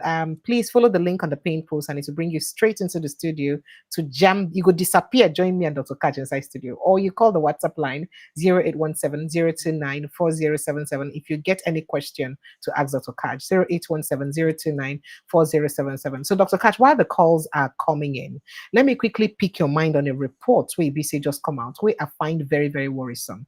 And that now about the deaths then we don't happen for inside Plateau State within the past couple of years, right? So the chairman of the Plateau State Fact-Finding Committee on Incessant Attacks and Killings, Major General Nicholas Rogers, retired, don't reveal, say no fewer than 11,000 people don't lose their lives, and at least 420, not be one, two, communities, 420 of them have been destroyed in Plateau State over the last 20 years. because of violence.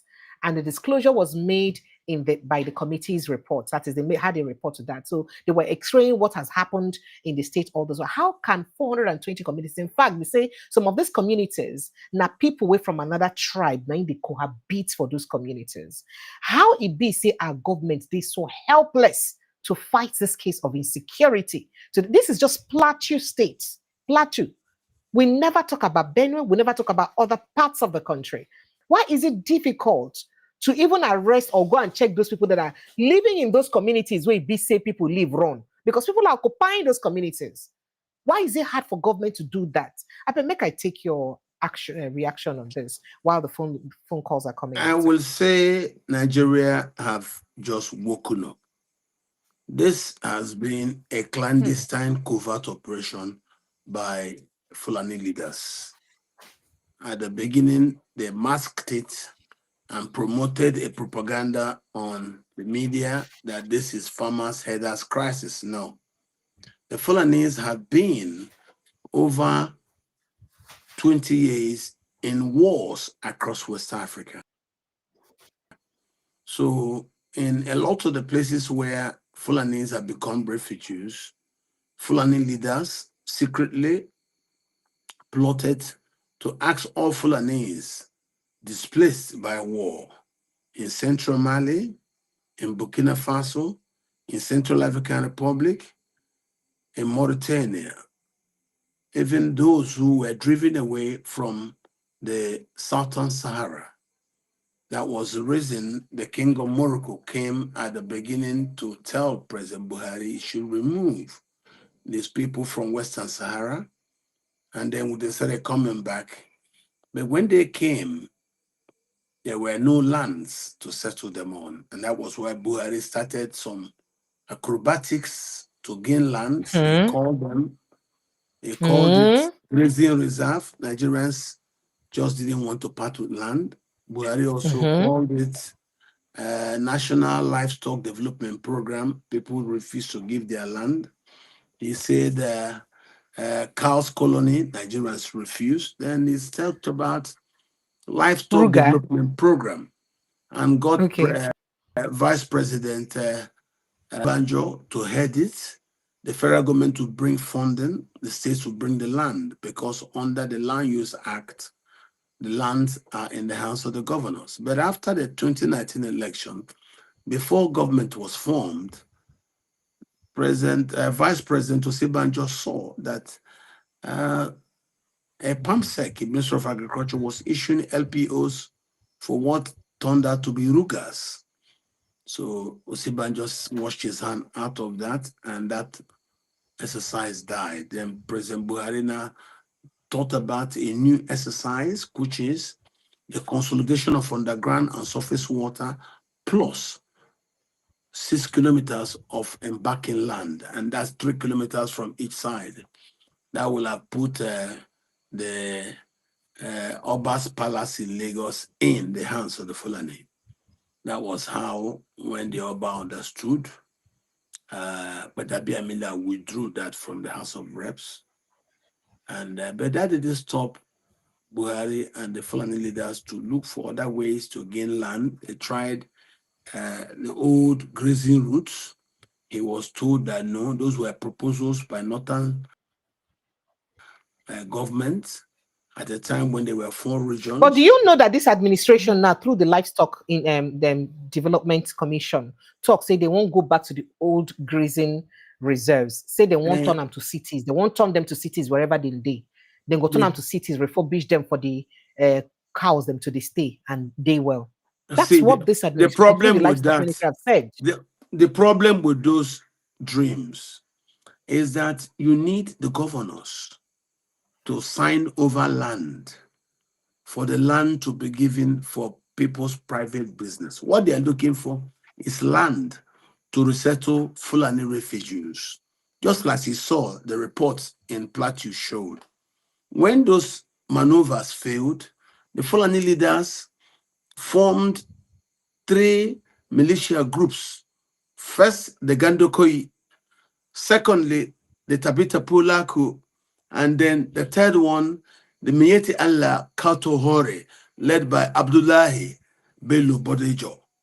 Bello Bodejo, Bello Turuchi, and some other ones mostly come from Niger. I mean, Chad and Niger, but most of them came from Niger.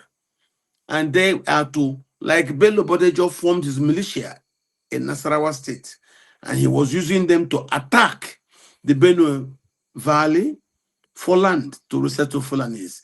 The ones, as you saw in the report about Plateau State, tells you that they were coming in from some other states. Now, same thing as in places like in Katsina, they were coming in from Kankara. As I'm talking to you now, Malumpashi is under attack. Basari, Dutima, Damusa, places that you can see the last time they say they're doing negotiations, the terrorists came there with their gun wearing military muftis. The Nigerian state couldn't do a thing. Shows you that the Nigerian state had been weakened. It was just testing. And then that's when Gumi, though he's Hausa, he said the government should be careful not to upset the terrorists or they will start doing something wrong. So we're hearing stories that they are releasing people that they kidnapped. Let's see what the government will do. You know, I think the government of Tinubu is weak towards the terrorists. I know so. Why would he be? Why The, would any government be weak well, I think before Tinubu towards came, people that are destroying his citizens that he swore an oath to protect? well, That's don't correct. forget, before Tinubu took over, Buhari went on an Afghanization of the security services, handed over large portions of territory and privileges to the terrorists. And these terrorists, they come in, they don't just come here to joke. Someone like Bello Turuji and Abdullahi Bello Bodejo, these are people from Niger. When Bello Bodejo came to Nigeria, he situated himself in Bauchi State. But it is in Nasarawa State that he went to organize his militia. You know, the Mieti Alakato Hori, which he uses to attack the Benue Valley. Same thing with Bello Turuji. He came from Niger, but he set up in Sokoto. And they have a lot of them like that in Katsina, in Zamfara, and in Sokoto. And you have problem because our leaders, that's why the court in Canada said Nigerian political parties are terrorist organizations. You know, you have both in the PDP and in the APC, governors who are working with these terrorists up north. So you cannot find fault with the judgment of the Canadian courts that Nigerian political parties do harbor terrorists. And thank you. Okay. Okay, sir. Sorry. What's your name first of all, sir? What's your name first of all, sir? And where are you calling from? Okay, Chris, I'm calling from New York. You're welcome. What's the question? Yeah. No, the question about what is the government doing about this security? I can't see where someone will invade my land. I know his location. I know where he stays. I know his destiny, and they are still telling stories. Just like today, I was so pissed off when I had Atiku trying to do campaign about Yoruba, take care of my wife from Yoruba. No, but he said it's false. That wasn't from him. That wasn't from him. Security. Hello? That wasn't from Atiku. Go ahead. Yeah. I think I heard something about he said about my wife. No, his wife is from whatever Yoruba yes, land. Okay. Yes. I said, are we going backwards or forward? We're talking about integrity. We are talking about to solve the problem on the ground. We are talking about taking care of Yoruba, not taking care of people, not taking care of this. We have outgrown that stage.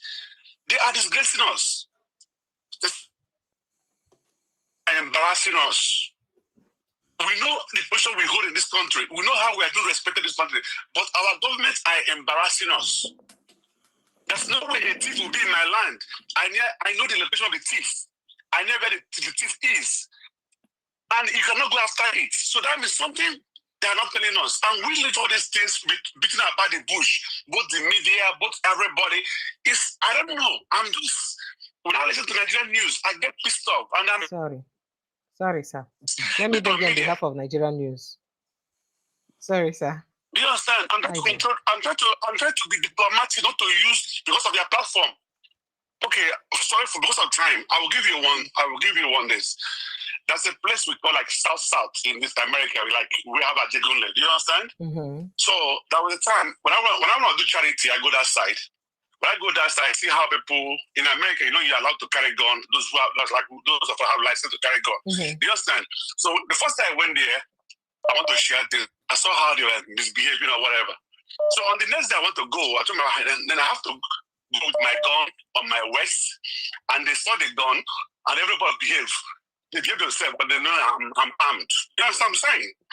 I want to tell you something. I want to bring it to Nigeria. Do you understand? Mm-hmm. So now, with all this election, area boys, whatever, manipulation, whatever, they use the intellectual. They use our people to rig election. They're not foreigners. They rig election. We know where they live. We know who they are. Do you understand? Okay. In Igbo, they said, "Asiga kologu, asiga pelaju." You know, that's what I'm trying to say. So Nigerians, we are legal to carry machetes. We're not legal to carry gun. My friend was telling me, why don't you Nigerians, and outside, not even Nigerian, was telling me, if you cannot carry gun in Nigeria, why can't, when Nigerians are going for election, going for voting, everybody should carry machete and hold the machete, so that when they come, they see that everybody is armed. They will respect themselves. That's not if you understand where I'm going. You understand? Nigerians have the power to change Nigeria. Nobody will do it for us. All right. Thank you, sir. You understand? Nigeria has the power to change Nigeria. So we are praying, let Nigeria wake up and change our nation. Let everybody wake up. But these people are few. Thank you. Do you understand? Please. Thank you. Let's help ourselves. Thank you. Oh, thank you. I appreciate your time. I appreciate you. Thank you so much for calling. Thank you so much. I mean, everyone is concerned about the country, but with the pray say we'll go feel reach there someday. Mr. Mope day for backyard here. Mr. Mope, I can see you, but let me quickly speak to this person who's been calling, and I quickly bring you on board. Please be on the line, Mr. Mope. Hello, good evening, and welcome, sir. Hello. Yes, sir. Welcome. What's your name and where are you calling from? Yeah, good evening, Precious. Sir? My name is Chooks from United Kingdom. You're welcome, Mr. Chooks. Fire down, sharp. We'll make it short and simple so that we'll go straight to the point. Good evening, Dr. Ononuju. Mm-hmm. Thank you. Good evening. Yeah, the question I was asking Mr. Ononuju. What stopped the likes of Atiku, Peter Obi, to do the Natasha way for the reform of our electoral system? All right, thank you, sir. That's very simple. It is very, very important. Right. You cannot, you see, Natasha has tested them. They have yielded. They have not yielded. They have not yielded. They have not yielded because her results will be out when they resume. Now, when they resume, when they know, make we know whether they go even let us sit down with them. We'll see. But she have tested them. It has shown her that these people are afraid of our people. Thank you. Thank you so much. It's as simple as ABC. I appreciate you. My question is why can't Atiku and Obi do the same? Thank you. Thank you so much. He would respond to that. Hello, good evening and welcome. Hello. Hello. Well, unfortunately, would you like to respond to that while I bring Mr. Moop in here? He said, why can't Atiku and Peter Obi protest for the good of our electoral reform like Natasha did? Why can't they protest to make sure, say, they change our electoral system? What would they do? They should protest. Protest They what? should talk about it. I don't know. What do you think we're doing? I'm telling you that the opposition is divided. So if opposition is divided, because Atiku refuses the opposition to unite, you need to unite. Say one thing, everybody will agree to it. That's how you find unity. The opposition split when Atiku refused to allow zoning. That's what happened. And now they are trying to unite the opposition But Atiku is still trying to open up different good, platforms. He say he won't agree. We're saying come together as one opposition and then decide. The opposition party, the PDP, has now said it will zone to the south. Atiku refused, left the PDP, and went to start ADC. These are the things you need to look at. And I'm telling you that the ultimate plot is to unite the opposition. If you don't unite the opposition, you're not going to be able to achieve anything when the opposition are scattered in different platforms. No. Thank you, sir. The first thing you do, is to unite the opposition. Thank you, sir. Yes. Thank you. All right, Mr. Mo, you have the floor. Good evening and welcome. Great impressions and greeting, Dr. Kaj. I don't know why, I've been mispronouncing your name, by calling you Dr. Kachi, but I got it right now.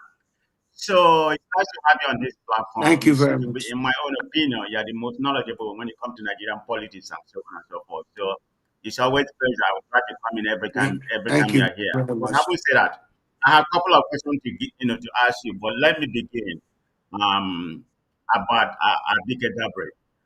This is to Abike Dabre specifically, okay? Because I regard her as the captain of Yoruba Ronu. She's the captain, she's their leader, whatever, she's the bigotry to the highest level. If I may remind her that crime doesn't know for any tribe. Because there's more Yoruba, more Igbos in Diaspora. So that's why they commit more crime. And I will give her some example. The highest fraudulent we have coming out of Nigeria, and it's Hush Pepper. It's a kinsman. Kayode is one of them. I mean, I can go on and on, go on and on and on.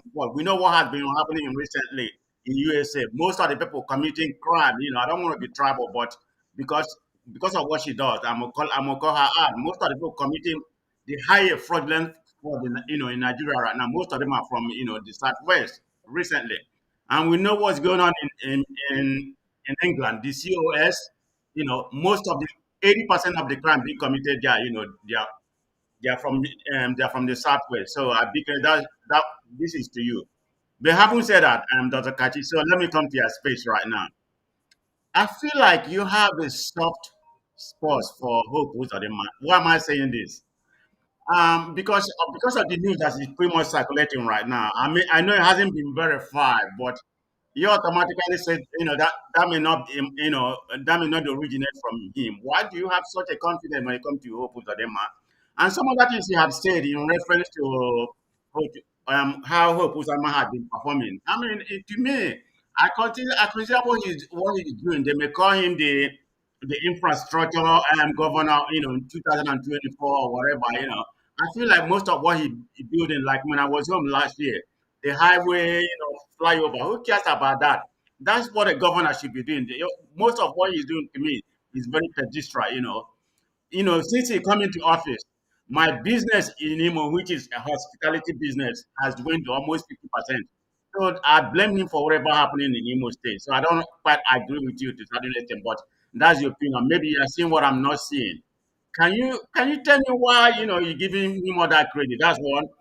Then the second one is about did they invite me to be for the recent meeting, the ADC, head, and he refused to go. Do you know? I have two more questions now, but I'll let you answer this. Okay. I will tell you, Peter Obi has said he will not join the ADC until they agree to zone. So they have not zoned. If he is seen to be doing anything without them doing what he has asked for, the obedient movement will not be happy with him. The ADC is one of several platforms politically that we have in the opposition. So the ADC is there as an idea that can be used in 2027 if they agree to zone to the south. The PDP is also an idea that can be used for 2026 if they agree to zone to the south. The PDP has agreed and zoned to the south. The Labour Party is also an idea They've agreed to zone to the south. So if you have 3 platforms, 2 have complied, it remains 1. You keep working at it. That's 1. We go to the issue of Imo. I see a lot in Imo State that you don't see. 4 years of democracy, no governor did infrastructure like Mbakwe did. But when Hope came, he started doing the artery roads. He started doing the important roads. Owerri to Umuahia, Owerri to Okigwe, to Olo. So those are roads that go through the streets. And that I like. Then he now started the electricity. The electricity thing, as I'm talking to you, they are laying wires now for the new distribution company, Transpower, from Okigwe, Owerri, and places like Olo. Then you now also look at the country. In looking after workers' welfare, Imo is the highest state in terms of minimum wage of 104,000. So these are things you must give him kudos for. These are the things I know that most people don't know. That's why I praise. Now I also see, because the issue you called insecurity, it was a federal nonsense. But thank God, Buhari, when all the things that Buhari started, Tinubu have stopped them. Buhari started Python dance during the Rochas era. When Hope came, he turned it to unknown gunmen. And I was on television to say that these things are perpetrated by elements of the Buhari administration. Tinubu came and he stopped all federal fundings of the unknown gunmen covert operation, and today there is peace all over Olo. I'm aware that some of the people who were working with Buhari to do Biafra Nana so as to give Buhari reason to bring his troops to the north, those people, President Tinubu doesn't attend to them anymore. That's why you see a lot of those Biafra Nana people are being arrested. You know, you heard that the government went to the Ihube, depot of the enforcers of stay at home. Their master had been arrested in Finland. You heard about his court case. I think the government is trying to wind down government instigated violence across Nigeria. Plus the ones you see in the north. Okay? And but then we are saying that Tinubu has to do more. All these people you see are all being perpetrated by instructions and movements from the federal government, not the states. The federal government, Buhari administration specifically, was responsible for allowing the Fulani militias to organize in the Benue Basin, in the Plateau Highlands, in the Mambila Plains of Taraba. It was the Buhari administration that allowed and protected the militias who were killing and taking land in Plateau, in Benue, in Katsina, in Zamfara, in places like Sokoto. It was the Buhari administration lying to the people that is a farmers' headers crisis. It's not true.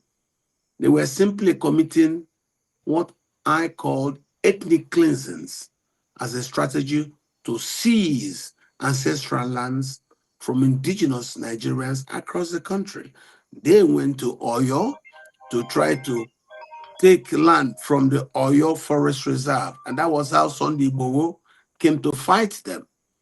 The Igbos who refused to join them to do Biafra now started doing IPOB.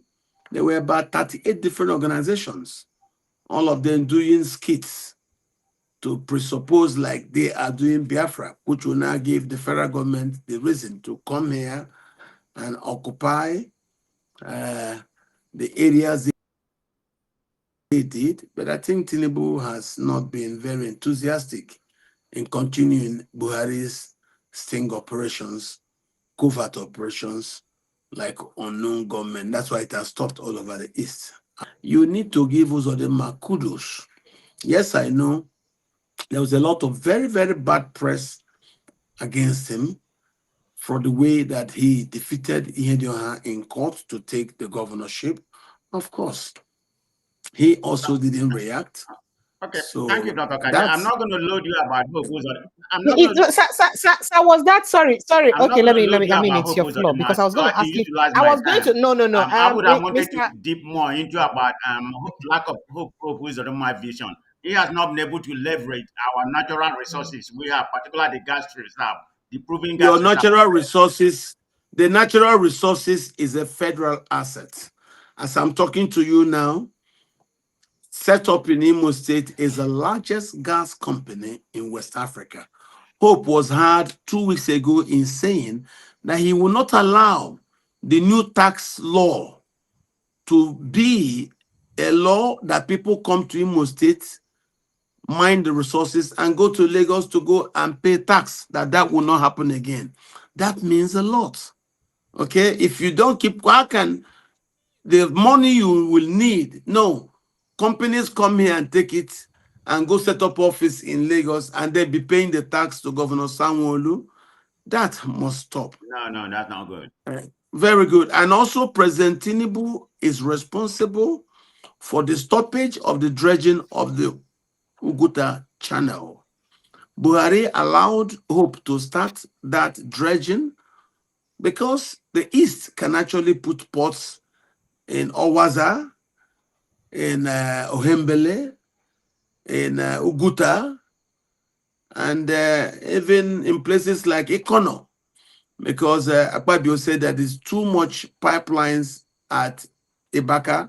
So Ibono will be a better situation for ports, a deep sea port, much deeper than the Lagos port in Akwa Ibom State. So we think, and look at the Port Harcourt port, it's only being used for taking the petroleum.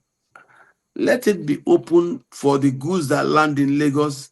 Let the law allow that such goods can also land in Port Harcourt. So there is a lot of institutional subjugation protocols organized against Eastern Nigeria. So the earlier the East wake up and start fighting against the sins that have been in place since after the Civil War, until now, you can even see Tinubu. He wants to turn Lagos and the Lagos axis into the aviation hub and also shipping hub for West Africa.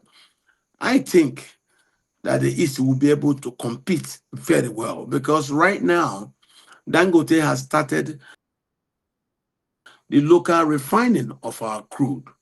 That has changed a lot in the country. Others are likely to join him.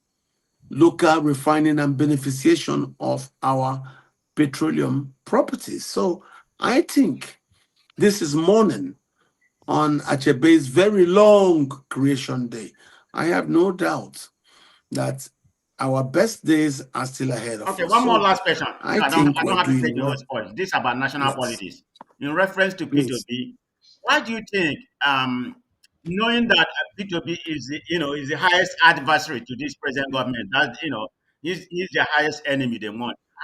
Why do you think that he has not been invited? I know that man is clean, in my own opinion. I'm not saying he's a saint. Why do you think he has not been invited? A lot of people has been invited, try to truncate their ambition. Why do you think P2B is an exception to that? Even with the so-called Pandora paper, which I know, is not a crime. I'm familiar with that. But why do you think are they scared of P2B or what? What's your opinion?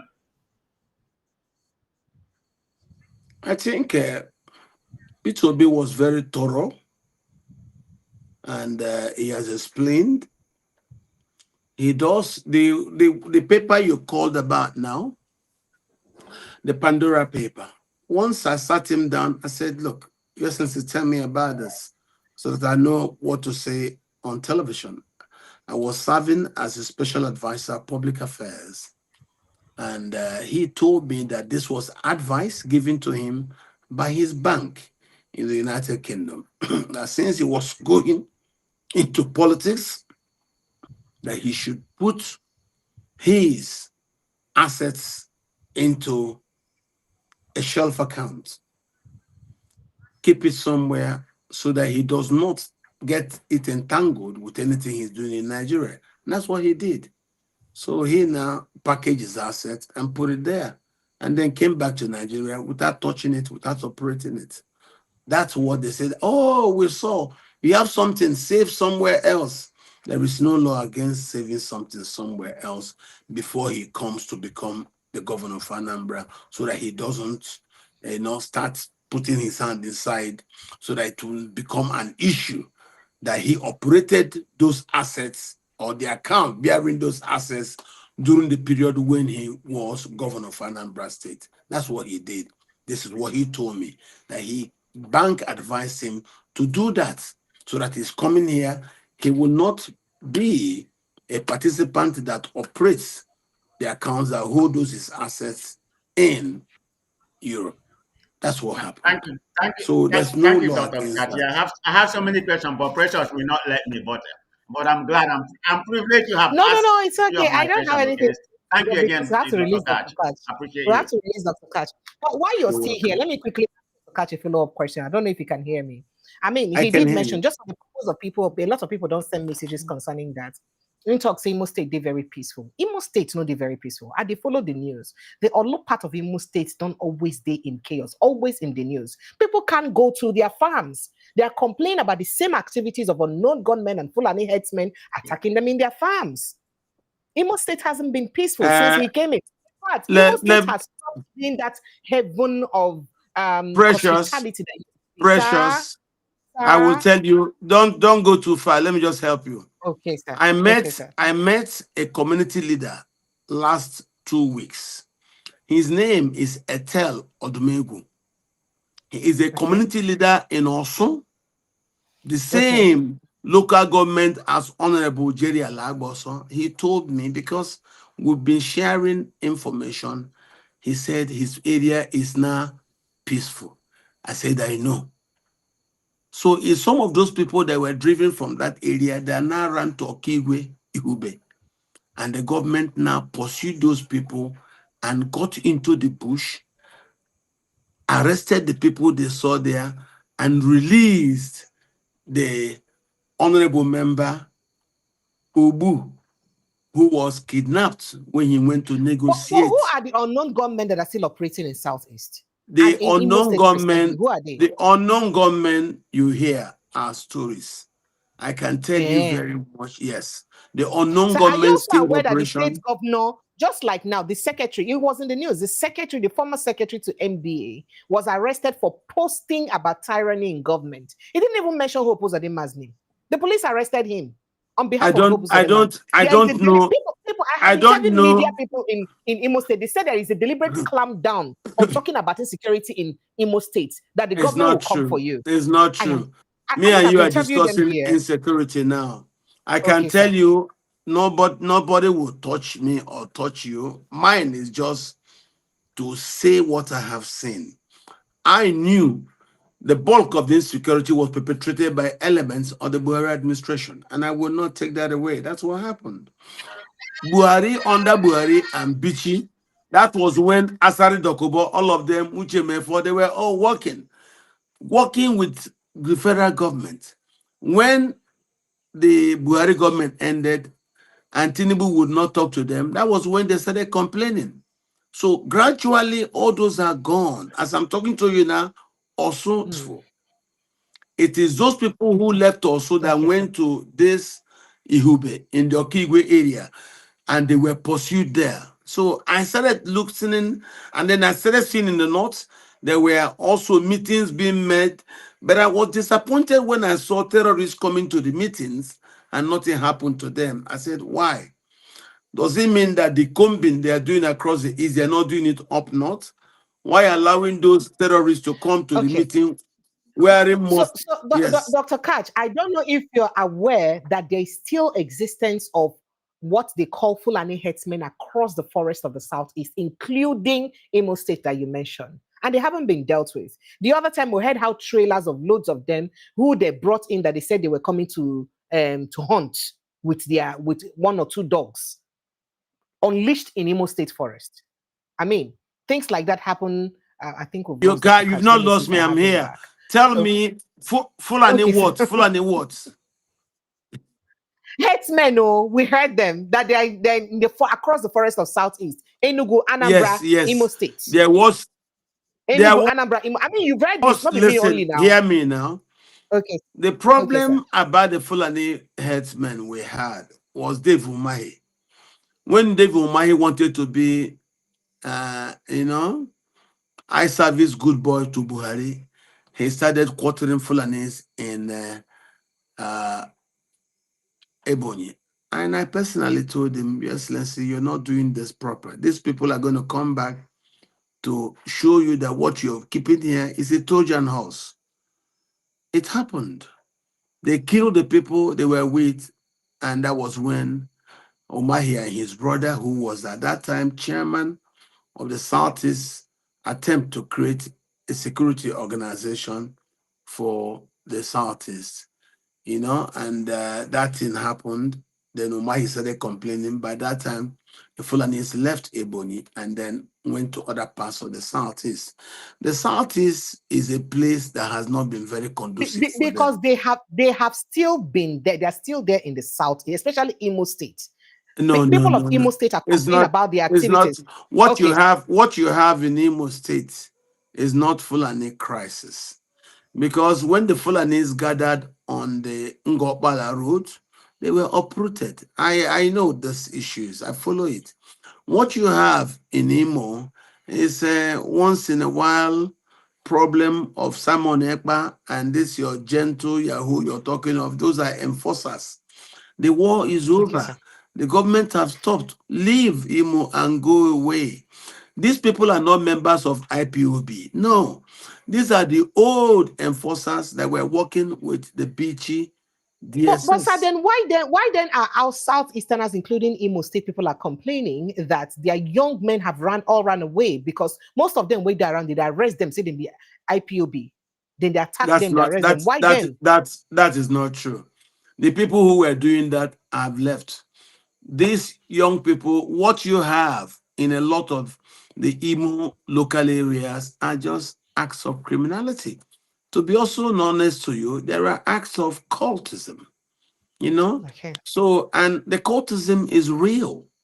It's real. And the activities of Asari boys don't they over because No. The Asari stopped because this new administration didn't recognize them. According to them, there are no handover notes where Asari and his other unknown government activists were captured.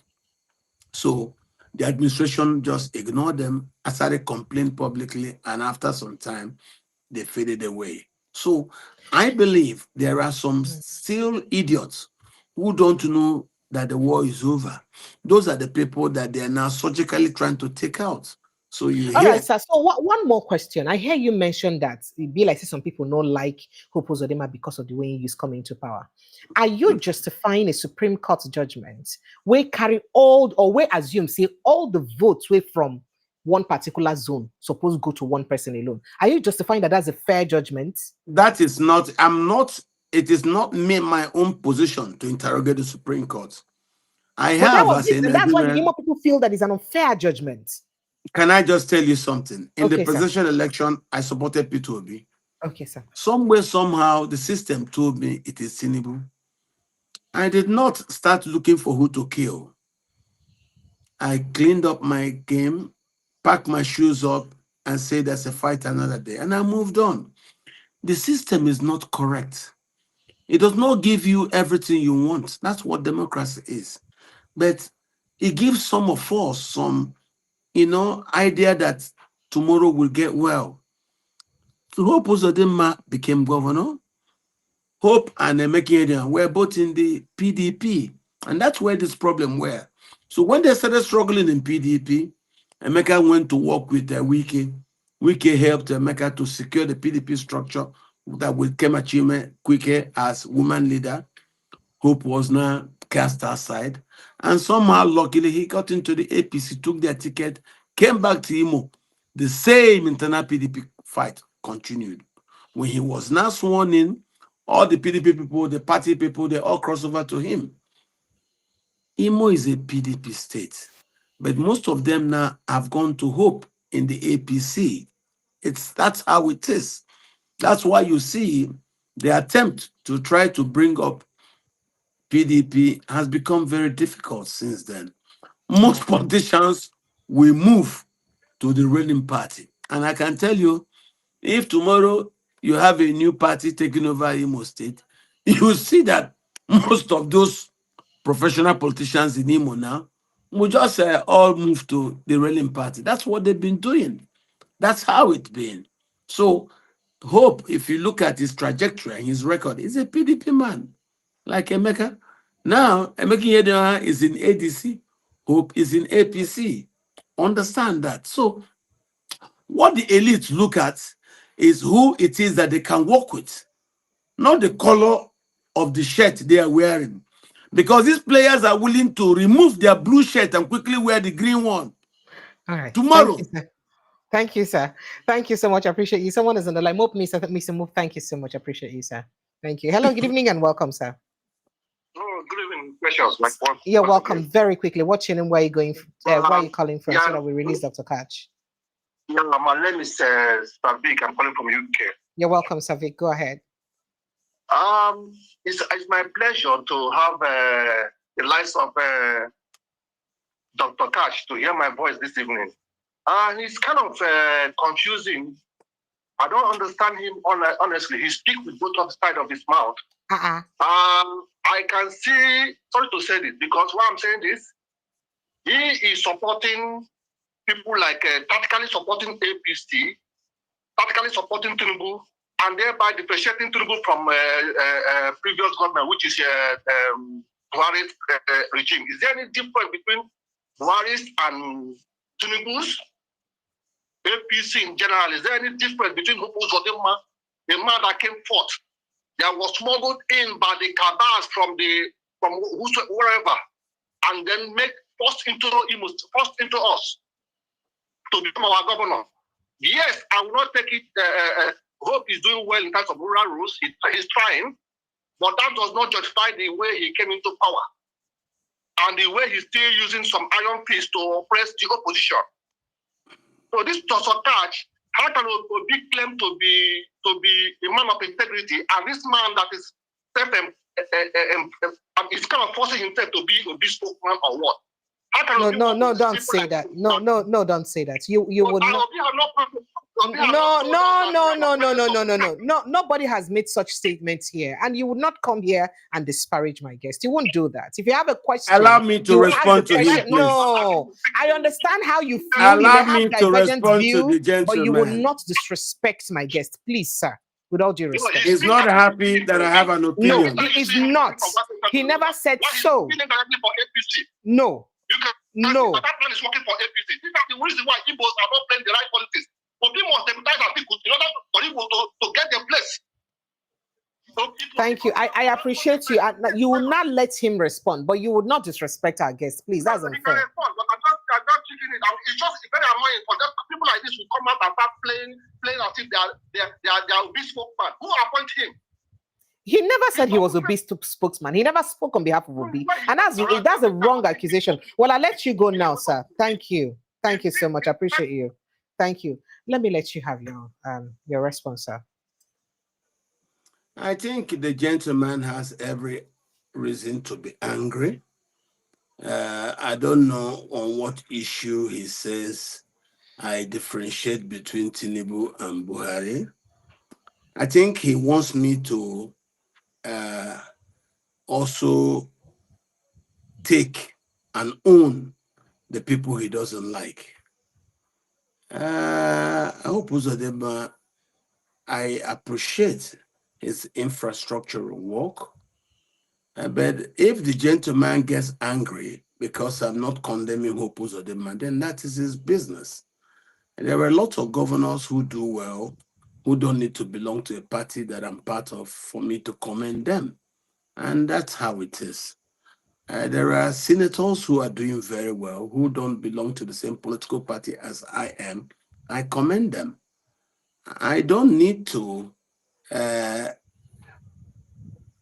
take his enemies. That's not my business. I am telling you what I know about what Tinubu is doing in Nigeria. He's getting angry. What does he want him to do? Start fighting everybody? That's not how you behave in politics. You look at what's going on. You look at the issues. Okay? He wants me to become an enemy of hope because he doesn't have hope. That will not happen. That's not true. Hope Uzodinma is doing very well infrastructure-wise. Okay? I also see Governor Oti is doing excellently well infrastructure-wise. These two people are not in the same party, but they're doing well, and I want to commend them. He gets angry because of I tried to tell him the story of Imo, and maybe he has someone he wanted, and the person didn't win. So what? He's like an Arsenal fan getting angry that Chelsea won the match. Somebody must win in the contest. It's not a must that I must embrace your own concept of who won. No. All I want is the state to win, and that's why the state has won. It is the state that is gaining from those infrastructure, and that's what I see. That's all I see. I don't see a difference between the two politicians. What I see is the deliveries to the electorate. That's all. So if you're getting angry that somebody from your village or somebody that you wanted to be governor lost out in the Supreme Court, that's not my business. I supported Peter, was in the court every day, but we lost. I didn't carry knife to start killing any APC person. I say, no, that's not how it works. You learn sometimes to accept the things that you cannot change. All right, so that's you're my last caller, please. Good evening and welcome. Let me just have you quickly ask your questions. Welcome, sir. What's your name? Where are you calling from? Good evening. Garanya from Denmark. You're welcome. Go ahead. Dr. Noluju, it's nice to see you here talking. Well done. Thank you. But there is a question I want to ask you, Dr. Noluju. Are you hearing me? I'm hearing. Hello? He can hear you. Go ahead now. He will not. You can't hear his response. He can hear you. I can hear you. There is a question I want to ask you, Dr. Noluju. Do you know? Can you tell us how government function in locality? And when you are talking about hope, I know hope right from Moody Boys long time ago. And I know what hope is up to. But when you are talking about development in Imo State, there is nothing like GPS working in Imo State. I don't know where you're from. But if you give me your own address, except in the capital of Owerri, as Imo State, for example, if we come from Oru East, like a place like Ozara, or Moma, or Ibi, if you give me any address there, I can send a letter here, you receive it on your mailbox. So how can you say that there is governor function in the history of Nigeria for more than 50 years? I'm more than 50 years old. I cannot be proud of anywhere in Nigeria that is a developed government, because I was in Spain as of 2002. There is some places in Spain who was not developed then, but if you go there now, you cannot compare that area with Abuja. So if you are speaking, the way I see you right from the time you'll be talking, I see you as a brilliant analysis. And the way you said that you are one of the fan of the obedient. So I think it's better you focus on that than to be distracted. And the second thing, if you want to ask a question, Oga Ogaranya, go ahead and ask a question. You don't have any right to advise anybody on how to. What's your question? Please tell me your question. What is your question? He will not come and advise you how you have to behave. I have asked question. I have asked question. What is the question? I said this. Okay. I said, how do government function? Okay. All right. Thank you. Government function, because you cannot say that about 5 or 10 roads is developed, but when you go to some kindred, the question is how the government function. All right. Okay. Well done. Thank you. More or less. What I want to know. Right. How the government function. All right. Is it from kindred or is it from local government? So who are the chairmen? Imo State, they have the biggest local government in the southeast and south. Is the National Assembly, are they working? The local government chairman, are they working? The council, are they working? How the government function? That is what I want to know. All right. Thank you so much. I appreciate you. All right. So let me let you respond to that so that you go. I can't keep you here all day. Your question is very good. I will just advise you that our country is not working very well, but how the government functions, it functions from the top. The governors direct what happens. I can tell you the Imo you're talking of now, there is currently across Imo State what is called Light Up Imo. The NDDC are putting bulbs, solar lights all over the state. They have chosen some localities to start. I can tell you, I got that. I made a phone call 2 days ago and I was told that my community has been served. My community got, I think it was 233, 233 solar bulbs for each sector, 5 sectors. So my town got about 1,600 plus NDDC solar bulbs. That for me is a plus. We're getting some things. It's not like we are not. No, we are getting. And I have road done in my community. The way that works, NDDC gives people contracts and they come with the corporation of the state government. They go there and they do road. I have been beneficiary of this, and the NDDC's office in Port Harcourt. And you also now have those rural roads that are being done. The local government, my own local government, just awarded 3 roads, each of them 1 kilometer in my local government, apart from having NDC roads. But the pace where the rural road, where did they use the rural road? Not be the same pace when you use work, especially federal roads with the states. And that's a complaint because most local roads are bad and in a very, very most of the state. roads that people said Hope did were federal roads. I agree. But you're not leaving the local people to suffer because most of them cannot leave their villages. The issue no is road. Why do I praise him? These federal roads have not been done since inception of democracy. And this is... A lot of people are saying that he's even doing them because he knows he'll collect the money back from federal government. Well, why is he not concentrating on this? Is exactly his own what roads people that are his priority? If you say he's doing them because he believes he will collect the money from federal government, the good thing is he has done them. He's doing them. But remember again, another problem people have with him is that why you spend 80 to 70% of your time as a governor in Abuja? What are you doing in Abuja? The president is traveling. You pay private jets all the way from Imo State and go to Abuja to bid him farewell. You come back to Imo State. He's coming back. You go back again to Abuja to welcome him in handshake. You go back again. Is it that there are no problems in Imo State to solve?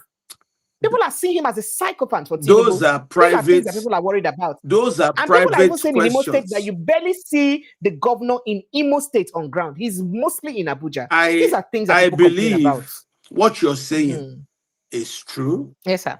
Because I'm aware Hope Uzodinma is chairman of the APC Governors Forum. I think that keeps yes, I'm aware of that. That keeps him busy in Abuja. Well, and that should take priority over his #1 job as an elected governor. I think he's also sometimes, as I'm talking to you now, he's in Owerri this minute. He was in Owerri yesterday to see off the pilgrims who left the state.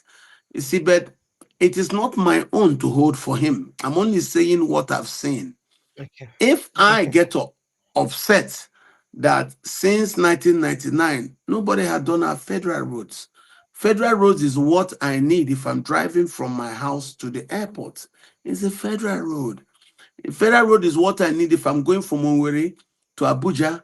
It's a federal road that takes me to Onitsha. That's why I'm talking about my own. I'm selfish.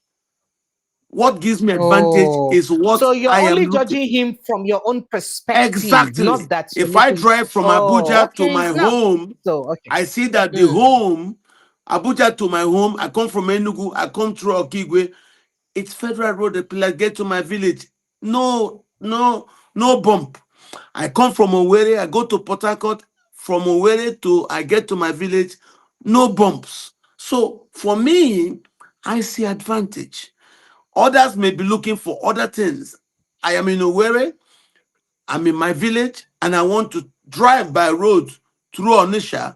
I will drive to Onitsha on paved roads. And that's what I want. That is what I want. The other day, I drove through Olu, I went through our mama, and I was here on the federal road, and I was in Onitsha. That's what I want. If it works for me, then it works for me. If it doesn't work for other people, how am I going to talk for them? I will speak in regards to the advantage I've gotten myself. That's how I speak to this. Yes. Thank you. So that's a good place to anchor this show. I'd like to say a big thank you to you, sir. Thank you.